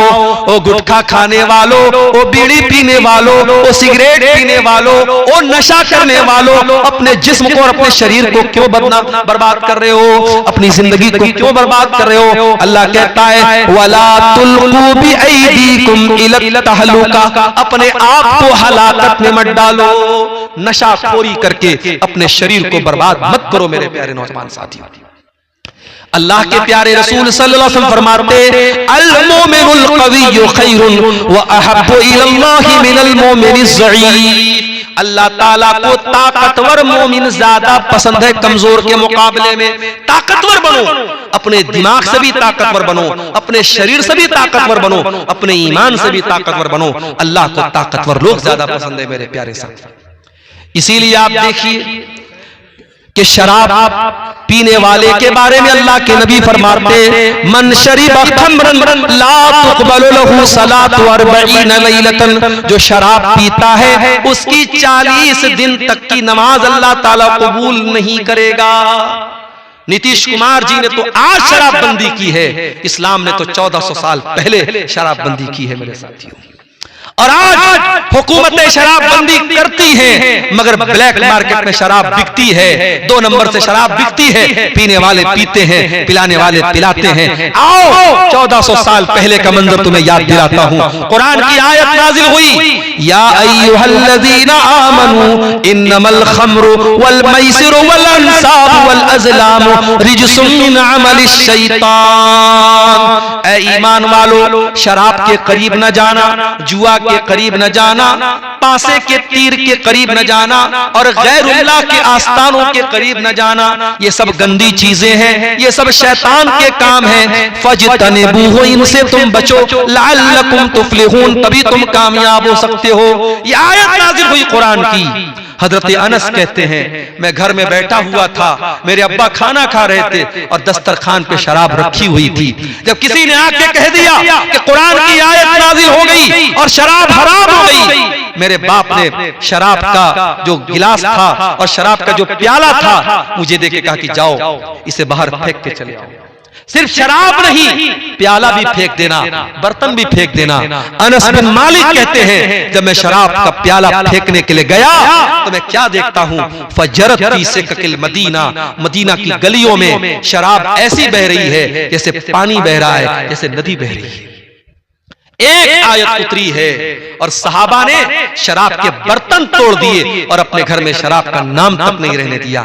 आज गुटखा के ऊपर खतरनाक फेफड़े का फोटो भी बना हुआ है और लिखा हुआ है tobacco is dangerous, tobacco causes cancer, तंबाकू से कैंसर होता है, तंबाकू सेहत के लिए हानिकारक है, लिखा हुआ है। बेचने वाला भी बेच रहा है, लाइसेंस देने वाला लाइसेंस दे रहा है, खरीदने वाला खरीद के खा भी रहा है। चले जाओ कैंसर हॉस्पिटलों में, बड़ी तादाद में आपको कैंसर के ऐसे मरीज मिलेंगे जो पान खाते थे, गुटखा खाते थे, शराब पीते थे और बीड़ी पीते थे। उनके नशे ने आज उनको कैंसर तक पहुंचा दिया। मेरे नौजवानों, अपने शरीर के दुश्मन मत बनो, अपने जिस्म के दुश्मन मत बनो, अपने शरीर पर रहम खाओ, अपने माँ बाप पर रहम खाओ। आज वो औरतें जिनके शौहर शराबी हैं, वो औरतें बेचारी रातों दिन रोती हैं, वो रोती हैं कि मुझे शराबी शौहर मिल गया। वो बेचारा शौहर तो शराब पी के सारी कमाई को बर्बाद करता है, औरत बेचारी गरीब औरत लोगों के घरों में जाके मेहनत मजदूरी करती है और जो कमा के वो लाती है, शराबी शौहर अपनी बीवी की कमाई भी खा जाता है। दयूस है ऐसे मर्द, बेगैरत है ऐसे मर्द जो शराब पी करके अपनी औरत की कमाई खा जाए। बागैरत बनो, इज्जतदार बनो, गैरतमंद बनो मेरे नौजवान साथियों, और नशे की इस लानत से अपने समाज को पाक करो। और आगे बढ़िए, एक और चीज हम देख रहे हैं, गुनाह का काम कर रहे हैं, तकरीर सुनी, दिल में तौबा का ख्याल आया, फिर दोस्तों के साथ बैठे, फिर रंगरलियां मनाने लगे, अय्याशी करने लगे और दिल में ख्याल आया कि चलो अभी तो जवान हैं, कल बुढ़ापे में जब बुढ़ापे की उम्र आएगी तब सुधर जाएंगे, नमाजी भी बन जाएंगे, हाजी भी बन जाएंगे, चेहरे पर दाढ़ी भी रख लेंगे। ओ मेरे नौजवान साथियों, इस बात की गारंटी कौन लेगा कि आप बुढ़ापे तक जिंदा रहोगे? इस बात की गारंटी कौन लेगा कि कल सुबह का सूरज आप देखोगे? वमा तदरी नफ्सुम बिअय्यि अर्दिन तमूत, कोई नहीं जानता कि वो कब मरेगा, कहां मरेगा। मौत आपसे पूछ के नहीं आएगी। मौत को इस बात से कोई मतलब नहीं है आपके मरने के बाद आपकी फैमिली का क्या होगा, आपके बच्चों का क्या होगा। किसी के जाने से जिंदगी रुकती नहीं है मेरे प्यारे साथियों। पिछले महीने का वाकया है, अभी 15 दिन भी नहीं हुआ होगा। झारखंड के देवघर में मेरा प्रोग्राम था और तकरीर करके मैं लौट रहा था। आधा घंटे के बाद जिम्मेदारों का फोन आया, मौलाना आप तो चले गए, हमारे गांव में बहुत बड़ा हादसा हो गया। मैंने पूछा क्या हो गया भाई? कहा कि आपके जाने के बाद जब जलसा खत्म हुआ, एक 20-22 साल का नौजवान जो कुरान का हाफिज भी था और छोटे छोटे 2 बच्चों का बाप था, वो बाइक से जलसे में आया था और तकरीर सुन करके बाइक से जा रहा था। 4-5 किलोमीटर के बाद उसका गांव था। जब सड़क से मेन रोड से अपने गांव के लिए मुड़ने लगा, उसने इंडिकेटर नहीं दिया, ये सोचकर के रात का टाइम है, इंडिकेटर की क्या जरूरत है। इसमें एक सबक ये भी मिलता है कि ट्रैफिक के जो रूल्स हैं उसे हमें फॉलो करना चाहिए। चाहे रात हो चाहे दिन हो, आप बाइक से निकलते हो हेलमेट पहन के निकलो, कार चला रहे हो सीट बेल्ट लगा के बैठा करो। मेरे साथ बहुत खतरनाक हादसा हुआ था 2 साल पहले यूपी के अंदर। रात में मैं जलसा करके लौट रहा था, गाड़ी पूरी स्पीड में चल रही थी, ड्राइवर को नींद आ गई और गाड़ी को ले जाकर के उसने ट्रक में भिड़ा दिया। वो तो अल्लाह का शुक्र है, मेरी आदत है, मैं कार में बैठता हूं, हमेशा सीट बेल्ट लगा के बैठता हूं। सीट बेल्ट मैं लगाया हुआ था और उस कार में एयर बैग था। जैसे ही गाड़ी ट्रक में लड़ी है और एयर बैग निकला है, और उस एयर बैग की वजह से मैं बिल्कुल आगे ड्राइवर के बगल में बैठा हूं, लेकिन अल्लाह का शुक्र है कि मेरे चेहरे पर या मेरे शरीर में एक खरोंच भी नहीं आई। मेरे पीछे एक साहब गए थे, उनका सर गाड़ी के ऊपर टकराया, वो बेहोश हो गए। ड्राइवर का पैर बुरी तरीके से जख्मी हो गया और गाड़ी की जो हालत थी, मैंने फोटो डाला था फेसबुक के ऊपर। जिन लोगों ने गाड़ी को देखा वो तो उनको तो यकीन ही नहीं आ रहा था कि गाड़ी में कोई बचा होगा, लेकिन एयर बैग की वजह से अल्लाह ताला ने मुझे बचाया और उसको एक जरिया बनाया अल्लाह ताला ने। वहीं से ये सबक मुझे मिला कि हमेशा जो गाड़ी के अंदर जो सेफ्टी की चीजें हैं, हमें हमेशा उनका ख्याल करना चाहिए। उस नौजवान ने गाड़ी को मोड़ा है गांव की तरफ, इंडिकेटर नहीं जलाया और पीछे से स्पीड से पिकअप आ रही थी, पिकअप ने ठोका है उसकी गाड़ी को और ऑन द स्पॉट वो लड़का इंतकाल कर जाता है।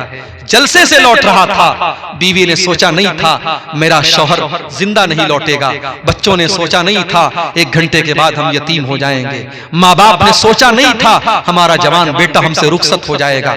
जिस घर में अभी खुशी का माहौल था कुछ देर पहले अभी गम का माहौल हो गया और जवान बेटे की लाश घर में आती है। मेरे प्यारे नौजवान साथियों, जिंदगी में कब कौन सा हादसा हमारी जिंदगी की कि तार को तोड़ दे हम नहीं जानते। इससे पहले कि मौत आ जाए तौबा कर लो मेरे प्यारे साथियों। कल पर तौबा को मत टालो, कल की सुबह का इंतजार मत करो, अपनी जिंदगी के हर दिन को आखिरी दिन समझो और जितना जल्दी पॉसिबल है तौबा कर लो। और याद रखो हम कितने बड़े गुनहगार हैं, हम कितने बड़े खताकार हैं। अल्लाह ताला के यहाँ इससे फर्क नहीं पड़ता, अगर हम सच्ची तौबा कर लेंगे अल्लाह हमें अभी माफ कर देगा। अल्लाह कुरान में कहता है इन्नमत तौबतु अलल्लाहि लिल्लज़ीना यअमलूना अस्सूअ बिजहाला।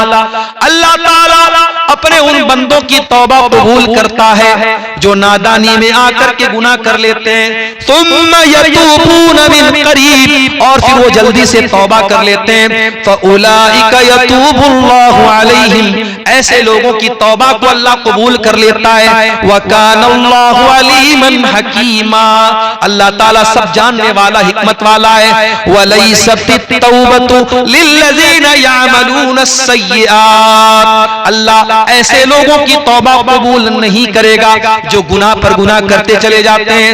हत्ता इज़ा हज़रा अहदहुमुल मौत क़ाला इन्नी तुब्तुल आन, जब मौत का टाइम आता है तब इंसान कहता है कि ऐ अल्लाह मैं तौबा कर रहा हूं, लेकिन अब मौत को सामने देख करके तौबा करने से कोई फायदा नहीं।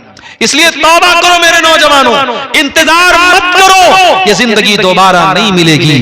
जब आप अल्लाह को प्यारे हो जाएंगे, जब हमारी और आपकी मौत हो जाएगी, अल्लाह कुरान में कहता है हत्ता इज़ा जाअ अहदहुमुल मौत क़ाला रब्बिरजिऊन, जब मौत आती है बंदा कहता है ऐ अल्लाह एक मौका तो दुनिया में और दे दे, एक मौका और दे दे, लअल्ली आमलु सालिहा, ऐ अल्लाह मैं वादा करता हूं मैं नेक अमल करूंगा, मैं तुझे राजी करने वाला अमल करूंगा, मैं कोई गलत काम नहीं करूंगा। कल्ला इन्नहा कलिमतुन हुवा क़ाइलुहा, अल्लाह फरमाता है मेरे बंदे तेरा ये अरमान कभी पूरा नहीं होगा, मरने के बाद अब दोबारा तुझे दुनिया में नहीं भेजा जाएगा। व मिन वराइहिम बरज़खुन इला यौम युबअतून, अब कयामत तक तुझे बरज़ख की जिंदगी गुजारना है, अब कब्र में रहना है और वहां अपने अमल के एतबार से तुझे जिंदगी गुजारना है। इसलिए मेरे नौजवान साथियों तौबा कर लो, तौबा में देर मत करो, तौबा में देर मत करो।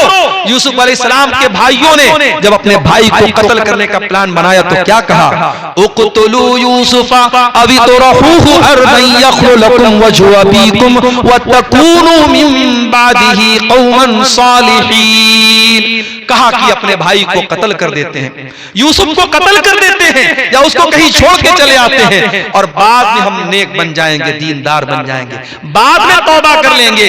बाद में तौबा करने का ख्याल शैतान डालता है, अभी तौबा करो, फौरन तौबा करो। अगर तौबा करने का ख्याल दिल में आता है तो देर मत करो मेरे प्यारे साथियों। वो आंखें जो अल्लाह के खौफ से रोने लगे, जिन आंखों से अल्लाह के खौफ से आंसू बहने लगे, वो आंखें बड़ी खुश नसीब हैं। अल्लाह के प्यारे नबी फरमाते हैं कि जिस आग से अल्लाह के खौफ से, जिस आंख से अल्लाह के खौफ से आंसू बहता है, वो आंख जहन्नम की आग में नहीं जलेगी, वो आंख जहन्नम की आग में नहीं जलेगी। और आगे बढ़िए मेरे साथियों, एक दो बातें बयान करके और बात खत्म करता हूं। आज हमारे नौजवानों के साथ एक प्रॉब्लम और भी है, और वो प्रॉब्लम क्या है, उलमा से हम दूर हो चुके हैं, हम उलमा से दूर हो चुके हैं। कुरान में अल्लाह कहता है कि हम किसी बस्ती को कब हलाक करते हैं, हम किसी बस्ती को कब हलाक करते हैं, इल्ला व अहलुहा मुस्लिहून, जब तक किसी बस्ती में इस्लाह करने वाले लोग हैं हम उस बस्ती को हलाक नहीं करते। ये उलमा, ये इस्लाह करने वाले, ये हलाल को हलाल बताने वाले, ये हराम को हराम बताने वाले बड़े कीमती लोग हैं, इनकी कदर करो मेरे प्यारे साथियों। उलमा से अपना ताल्लुक जोड़ो, उलमा से जुड़ करके रहो, और उलमा का मकाम कभी जाहिलों को न देना, उलमा का मकाम गैर उलमा को न देना। अल्लाह कुरान में कहता है कि इन्नमा यख्शल्लाह मिन इबादिहिल उलमा, मेरे बंदों में मुझसे वही डरते हैं जो उलमा होते हैं, जो हकीकत में इल्म वाले होते हैं। और अल्लाह के प्यारे नबी फरमाते हैं कि क़यामत के पहले एक ऐसा दौर आएगा जब दुनिया से अल्लाह ताला इल्म को उठा लेगा, और जब इल्म को उठा लेगा तो जाहिलों को लोग अपना सरदार बना लेंगे और उनसे फतवे पूछेंगे। मेरे भाइयों, अब तकरीर हमारे आखिरी मोड़ पर है और ये एक पर्ची हमारे पास आई है, इसमें 3 सवालात लिखे हैं। नवाकिज़े इस्लाम कितने हैं? देखिए, नवाकिज़े इस्लाम कई चीजें। अगर आप अल्लाह के साथ शिर्क करते हैं तो ये चीज भी इस्लाम को तोड़ने वाली, इस्लाम को खत्म करने वाली।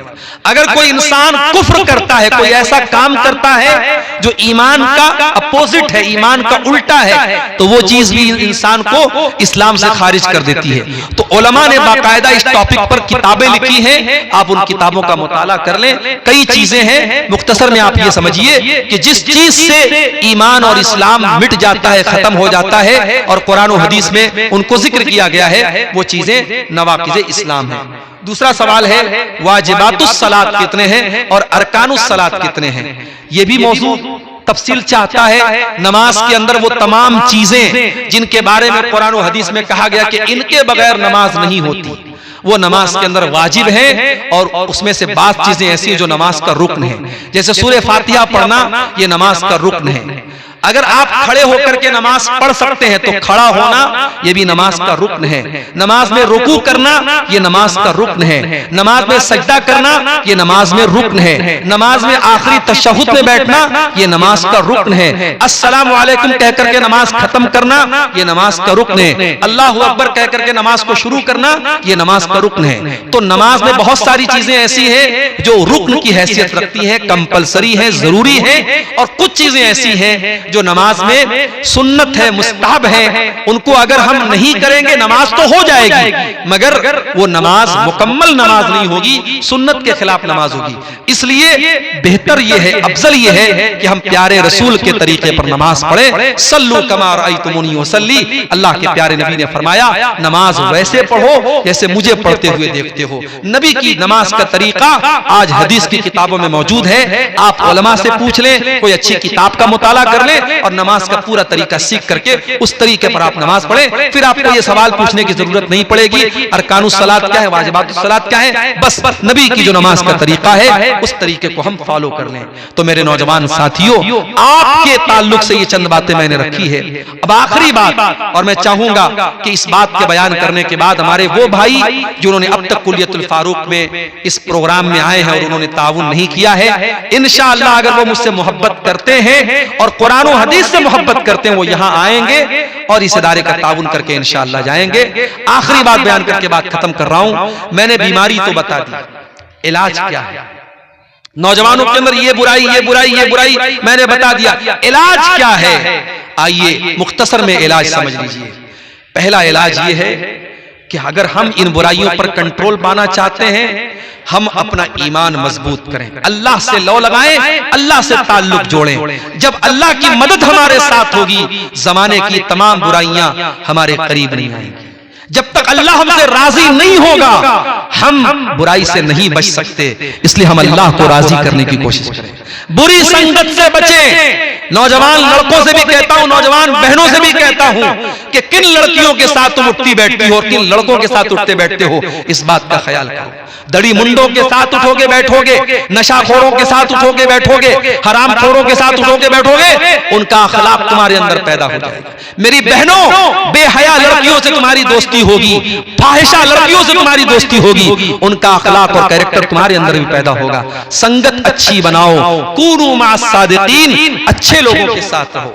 इसी तरीके से अगर इन बुराइयों से हमें और आपको बचना है तो कुरान ने एक तरीका बताया, नमाज की पाबंदी करो, नमाज की पाबंदी करो। इन्नस्सलाता कानत अलल मुमिनीना किताबन मौकूता, ये नमाज हर मुसलमान पर अपने टाइम से फर्ज है। इन्नस्सलाता तन्हा अनिल फहशाई वल मुनकर, और ये नमाज बेहयाई और बुराई से रोकने वाली है। इन बुराइयों से बचना है तो हम नमाज की पाबंदी करें, इंशाअल्लाह बहुत सी बुराइयों से हम कंट्रोल उनके ऊपर हम पालेंगे। और ये भी याद रखिए, नौजवानों की इन बुराइयों में बहुत से वालिदैन और गार्जियन भी जिम्मेदार हैं। क्योंकि गार्जियन भी बहुत जिम्मेदार होता है और अल्लाह ताला कयामत के दिन पूछेगा, कुल्लुकुम राइन व कुल्लुकुम मसऊलुन अन रइयतिही। हर गार्जियन से पूछा जाएगा, तू लड़के का बाप था, तू लड़की की माँ थी, तेरा लड़का ये कर रहा था, तेरी लड़की ये कर रही थी, तू क्या कर रहा था, तूने क्यों नहीं रोका, तूने क्यों नहीं समझाया। एक गार्जियन की जिम्मेदारी है वो अपने बच्चों की अच्छी तरबियत करे, उनका अच्छा उनकी तालीम और तरबियत का इंतजाम करे, उनको गलत बातों से रोके। इसी तरीके से मेरे अजीजों, मेरे भाइयों, अगर आप इन बुराइयों से बचना चाहते हैं, उलमा की मजालिस से आप जुड़े, इस तरीके के दीनी प्रोग्रामों में आप जाएं। और माफ कीजिए, सिर्फ इंटरटेनमेंट करना, घूमना फिरना और जलसे में जाके वहां गोश्त खा के चले आना, ये नहीं होना चाहिए। आप जलसों में जाएं, प्रोग्रामों में जाएं तो जिम्मेदारी के साथ बैठ के उलमा के बयान को सुने और एक कान से सुन के दूसरे कान से उड़ा न दें, बल्कि उस पर अमल करने की कोशिश करें। आज मैं कहीं जाता हूं, हमारे नौजवान कहते मौलाना एक फोटो लेना चाहता हूं, एक सेल्फी लेना चाहता हूं। बड़ा शौक है सेल्फी लेने का, मगर उन्हीं नौजवानों में मैं ऐसे नौजवानों को भी देखता हूं, नौजवान हैं और चेहरे पे दाढ़ी नहीं है, नौजवान हैं और मुंह में गुटखा रखे हुए हैं, नौजवान हैं, नमाज की पाबंदी नहीं है।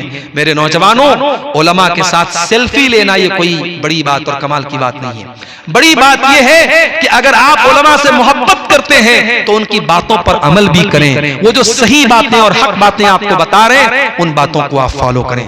अल्लाह से दुआ है, रब्बुल आलमीन हमारे नौजवानों की इस्लाह फरमा दे। रब्बुल आलमीन हमारे नौजवानों को हर बुराई और हर गंदगी से अल्लाह ताला उनकी हिफाजत करे।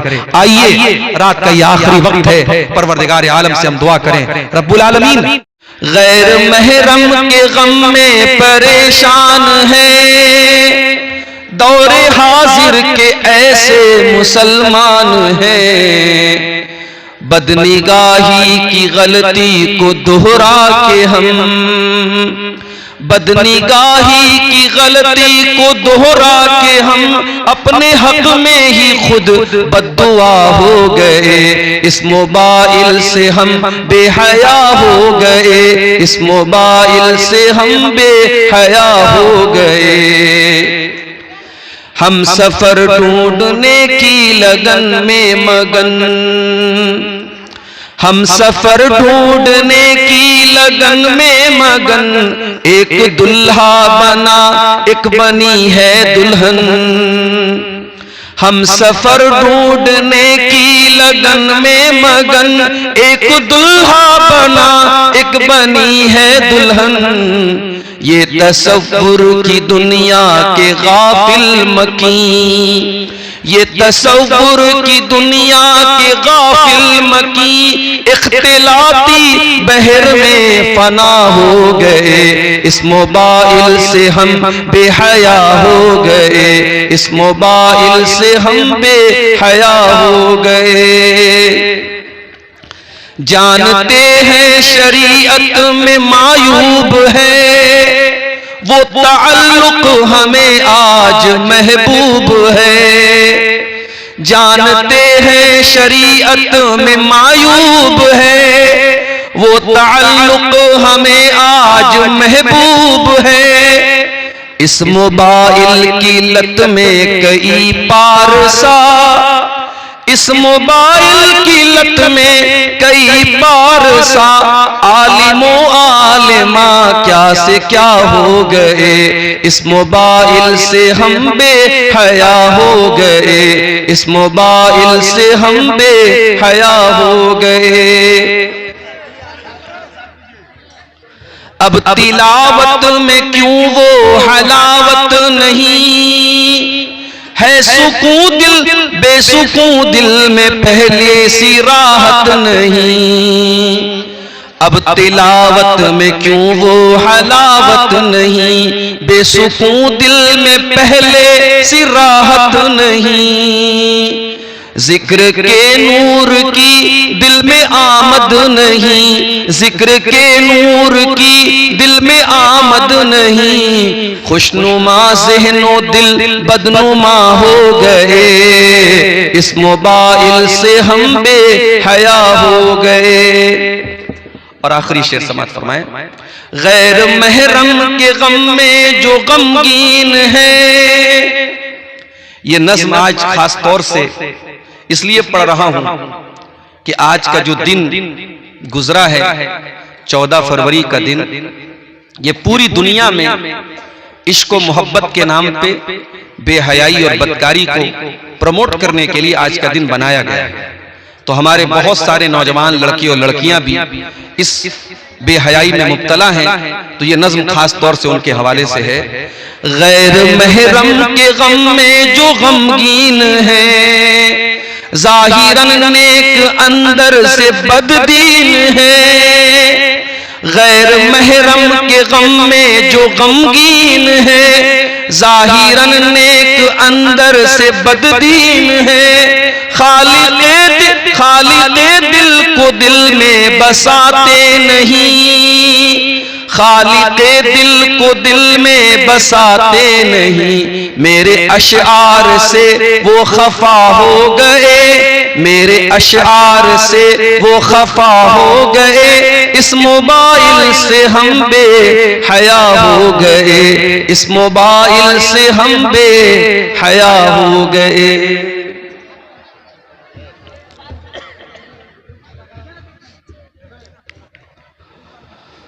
मोहतरम सदर इजलास, स्टेज के ऊपर मौजूद मोहतरम उलमाए किराम, नौजवान दोस्तों, माओ और बहनों, प्यारे बच्चों, कुल्लियतुल फारूक अल इस्लामिया गोशपुर सुपौल के इस सालाना प्रोग्राम में जो गालिबन इस इलाके का एक तारीखी प्रोग्राम होता है, जम्मे गफीर मर्दों और औरतों का इस प्रोग्राम में आज हाजिर है। और हम सब जानते हैं कि इस तरीके के जो प्रोग्राम हमारे इस इलाके में मदारिस की तरफ से होते हैं, उनमें उन मदारिस के लिए चंदा भी होता है और असल मकसद इस इजलास के मुनक़िद करने का इस इदारे के का ताउन करना और उसका चंदा करना ही होता है। जिम्मेदारों ने मुझसे भी गुजारिश की है कि मैं भी आप हजरात के सामने इस इदारे के लिए ताउन की कुछ अपील करूं। मैं मुनासिब समझता हूं, इतनी बड़ी पब्लिक में अगर 50 भी ऐसे लोग हैं जो अल्लाह से मोहब्बत करते हैं, रसूल से मोहब्बत करते हैं और ये चाहते हैं कि ये मदरसा चले और कौम के बच्चे और बच्चियां दीन की तालीम हासिल करें, अगर इस मजमे में तकरीर के आखिर में अगर 50 लोग भी ऐसे मिल जाएं जो हजार रुपया भी अगर दे दें, तो एक बड़ी रकम मदरसे के फंड में आ सकती है। मैं अपील करूंगा आप सबसे, बड़े दर्दमंदाना अंदाज में, मैं चंदा करने वाला मौलवी नहीं हूं और वो मेरी फील्ड भी नहीं है, लेकिन आप मुझसे मोहब्बत करते हैं और ये मुझसे जो मोहब्बत है वो मेरी जात से नहीं बल्कि कुरान और हदीस की वजह से मोहब्बत करते हैं। उस मोहब्बत के हवाले से मैं अपील करूंगा कि आप हजरात इस प्रोग्राम में जाने से पहले ये काम जरूर करके जाएं और इस इदारे को जो इस इलाके में बड़ी अहम खिदमत अंजाम दे रहा है, और मैं कई असातिज़ा से मिला जो बड़े पुराने और सीनियर आलिम हैं और जामिया सलफिया बनारस के हमारे मादर इल्मी के फारिग हैं, वो इस इदारे में आज पढ़ा रहे हैं। बहुत अच्छे असातिज़ा का स्टाफ है ऐसे इदारे में जहां कौम के बच्चे और बच्चियां पढ़ रहे हैं। हमारी जिम्मेदारी है, हम सबकी अखलाकी, ईमानी और दीनी जिम्मेदारी है कि हम इस जलसे का मकसद जरूर पूरा करें और यहां से जब उठें तो जलसे का ताउन करके जाएं। जिन भाइयों ने अब तक ताउन कर दिया है, अल्लाह उनको भी बेहतरीन बदला दे। जिन्होंने नहीं किया है और अभी इंशाअल्लाह जलसे के आखिर में करेंगे, अल्लाह उनके भी सदकात और खैरात को कबूल फरमाए और अल्लाह हम सब की इस हाजिरी को कबूल फरमाए। मेरे भाइयों, प्रोग्राम बहुत ही बेहतरीन अंदाज में चल रहा है और सुकून के साथ आप हजरात सुन रहे हैं। मैं चाहता हूं कि इसी सुकून के साथ आप तकरीर सुने। मुझे जैसे ये अंदाजा लगेगा कि अब आपकी बर्दाश्त की ताकत कम हो रही है और लोग तकरीर अब सुनना नहीं चाहते, मैं वहीं से व आखिरु दावाना अनिल हम्दुलिल्लाहि रब्बिल आलमीन कह के आपसे इजाजत ले लूंगा। आज की इस तकरीर का जो मौजू मैंने चुना है, उस मौजू का ताल्लुक समाज और कौम के उस तबके से है जो तबका समाज का सबसे अहम तबका है। जिस तरीके से हम ये देखते हैं कि किसी मकान को आप बहुत शानदार बना दें, अगर मकान की बुनियाद कमजोर है, अगर मकान की फाउंडेशन गर्म पानी है थोड़ा सा,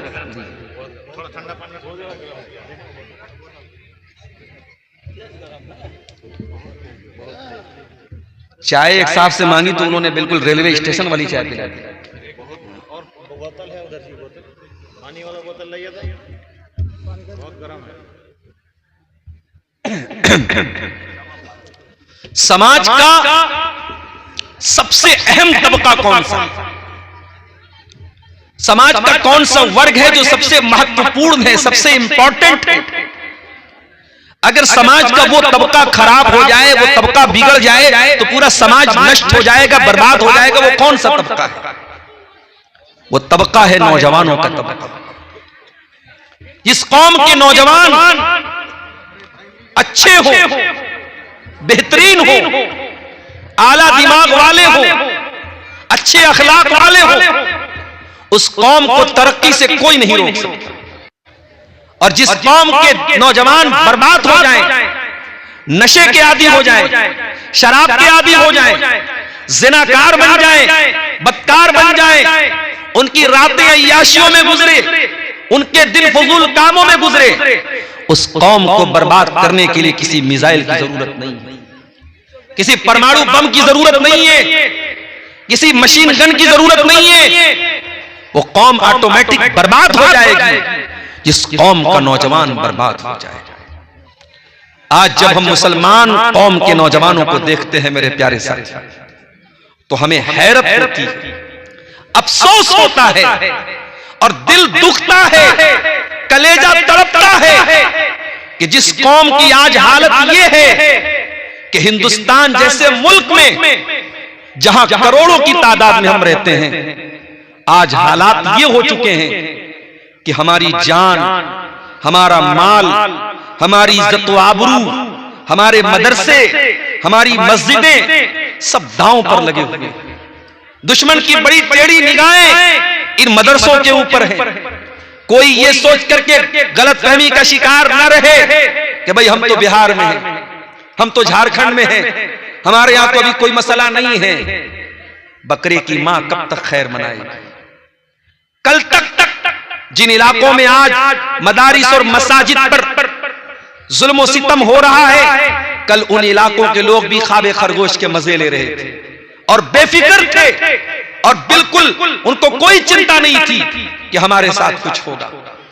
मगर आज इस्लाम के दुश्मनों को भी अंदाजा लग गया है कि इस्लाम अगर जिंदा है तो इन्हीं मदरसों से जिंदा है।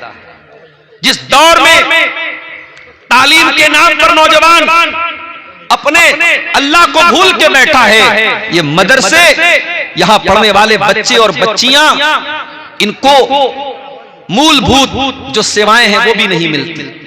कभी आप गौर कीजिए इन मदरसों का इंफ्रास्ट्रक्चर कैसा है।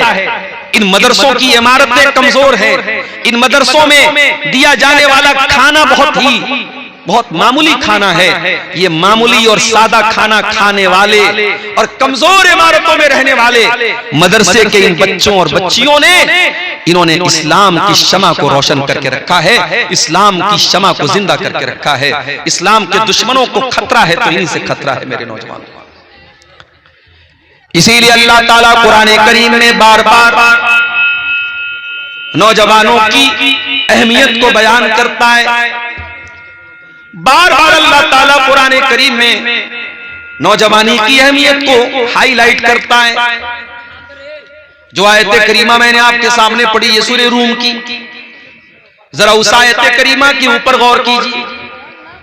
अल्लाहुल्लज़ी खलक़कुम मिन ज़ुफ़िन सुम्मा जअला मिन बादि ज़ुफ़िन क़ुव्वतन सुम्मा जअला मिन बादि क़ुव्वतिन ज़ुफ़न व शैबा। मेरे बंदो, हमने तुमको कमजोर बनाया, तुम मां के पेट से पैदा हुए तो कमजोर थे, तुम्हारा बचपन का सारा जमाना कमजोरी का जमाना था। ए भाई सुकून पैदा करो यार, क्यों बार बार डिस्टर्ब कर रहे हो? मतलब एक आवाज भी अगर तकरीर के दौरान आती तो डिस्टर्ब होता है, समझा करो इस बात को। कोई बात बोलना है तो इशारे में बोल दो भाई, मत शोर मचाओ, अल्लाह के वास्ते खामोश रहो। हमने तुमको कमजोर बनाया, इतना कमजोर बनाया कि पैदा हुआ तो रोता हुआ तू दुनिया में आया था। इतना कमजोर बनाया, तुझे भूख लगती थी तब भी रोता था, प्यास लगती थी तब भी रोता था, बुखार होता था तब भी रोता था, पेट में दर्द होता था तब भी तू रोता था। इतना कमजोर बनाया कि मां की गोद तेरा बिस्तर हुआ करती थी और मां का दूध तेरी ग़िज़ा हुआ करती थी। तुझे यह भी नहीं पता कि कहां पेशाब करना है, कहां लैट्रीन करना है। इतना कमजोर बनाया, तेरे हाथ को कोई जोर से पकड़ के खींच दे तो हाथ उखड़ जाए, तेरे पैर को कोई खींच दे तो पैर उखड़ जाए। इतना कमजोर बनाया। धीरे धीरे तू बड़ा होता चला गया, तू जमीन पर घुटनों के बल चलने लगा, फिर दीवार के सहारे चलने लगा, फिर मां बाप की उंगली पकड़ करके चलने लगा, फिर थोड़ी सी तेरे अंदर ताकत आई।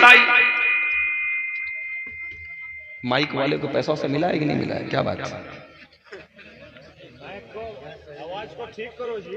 या मेरे साथ कोई दुश्मनी तो नहीं है? तुमको कमजोर बनाया हमने, और फिर जब तू बचपन से जवानी की दहलीज पर पहुंचा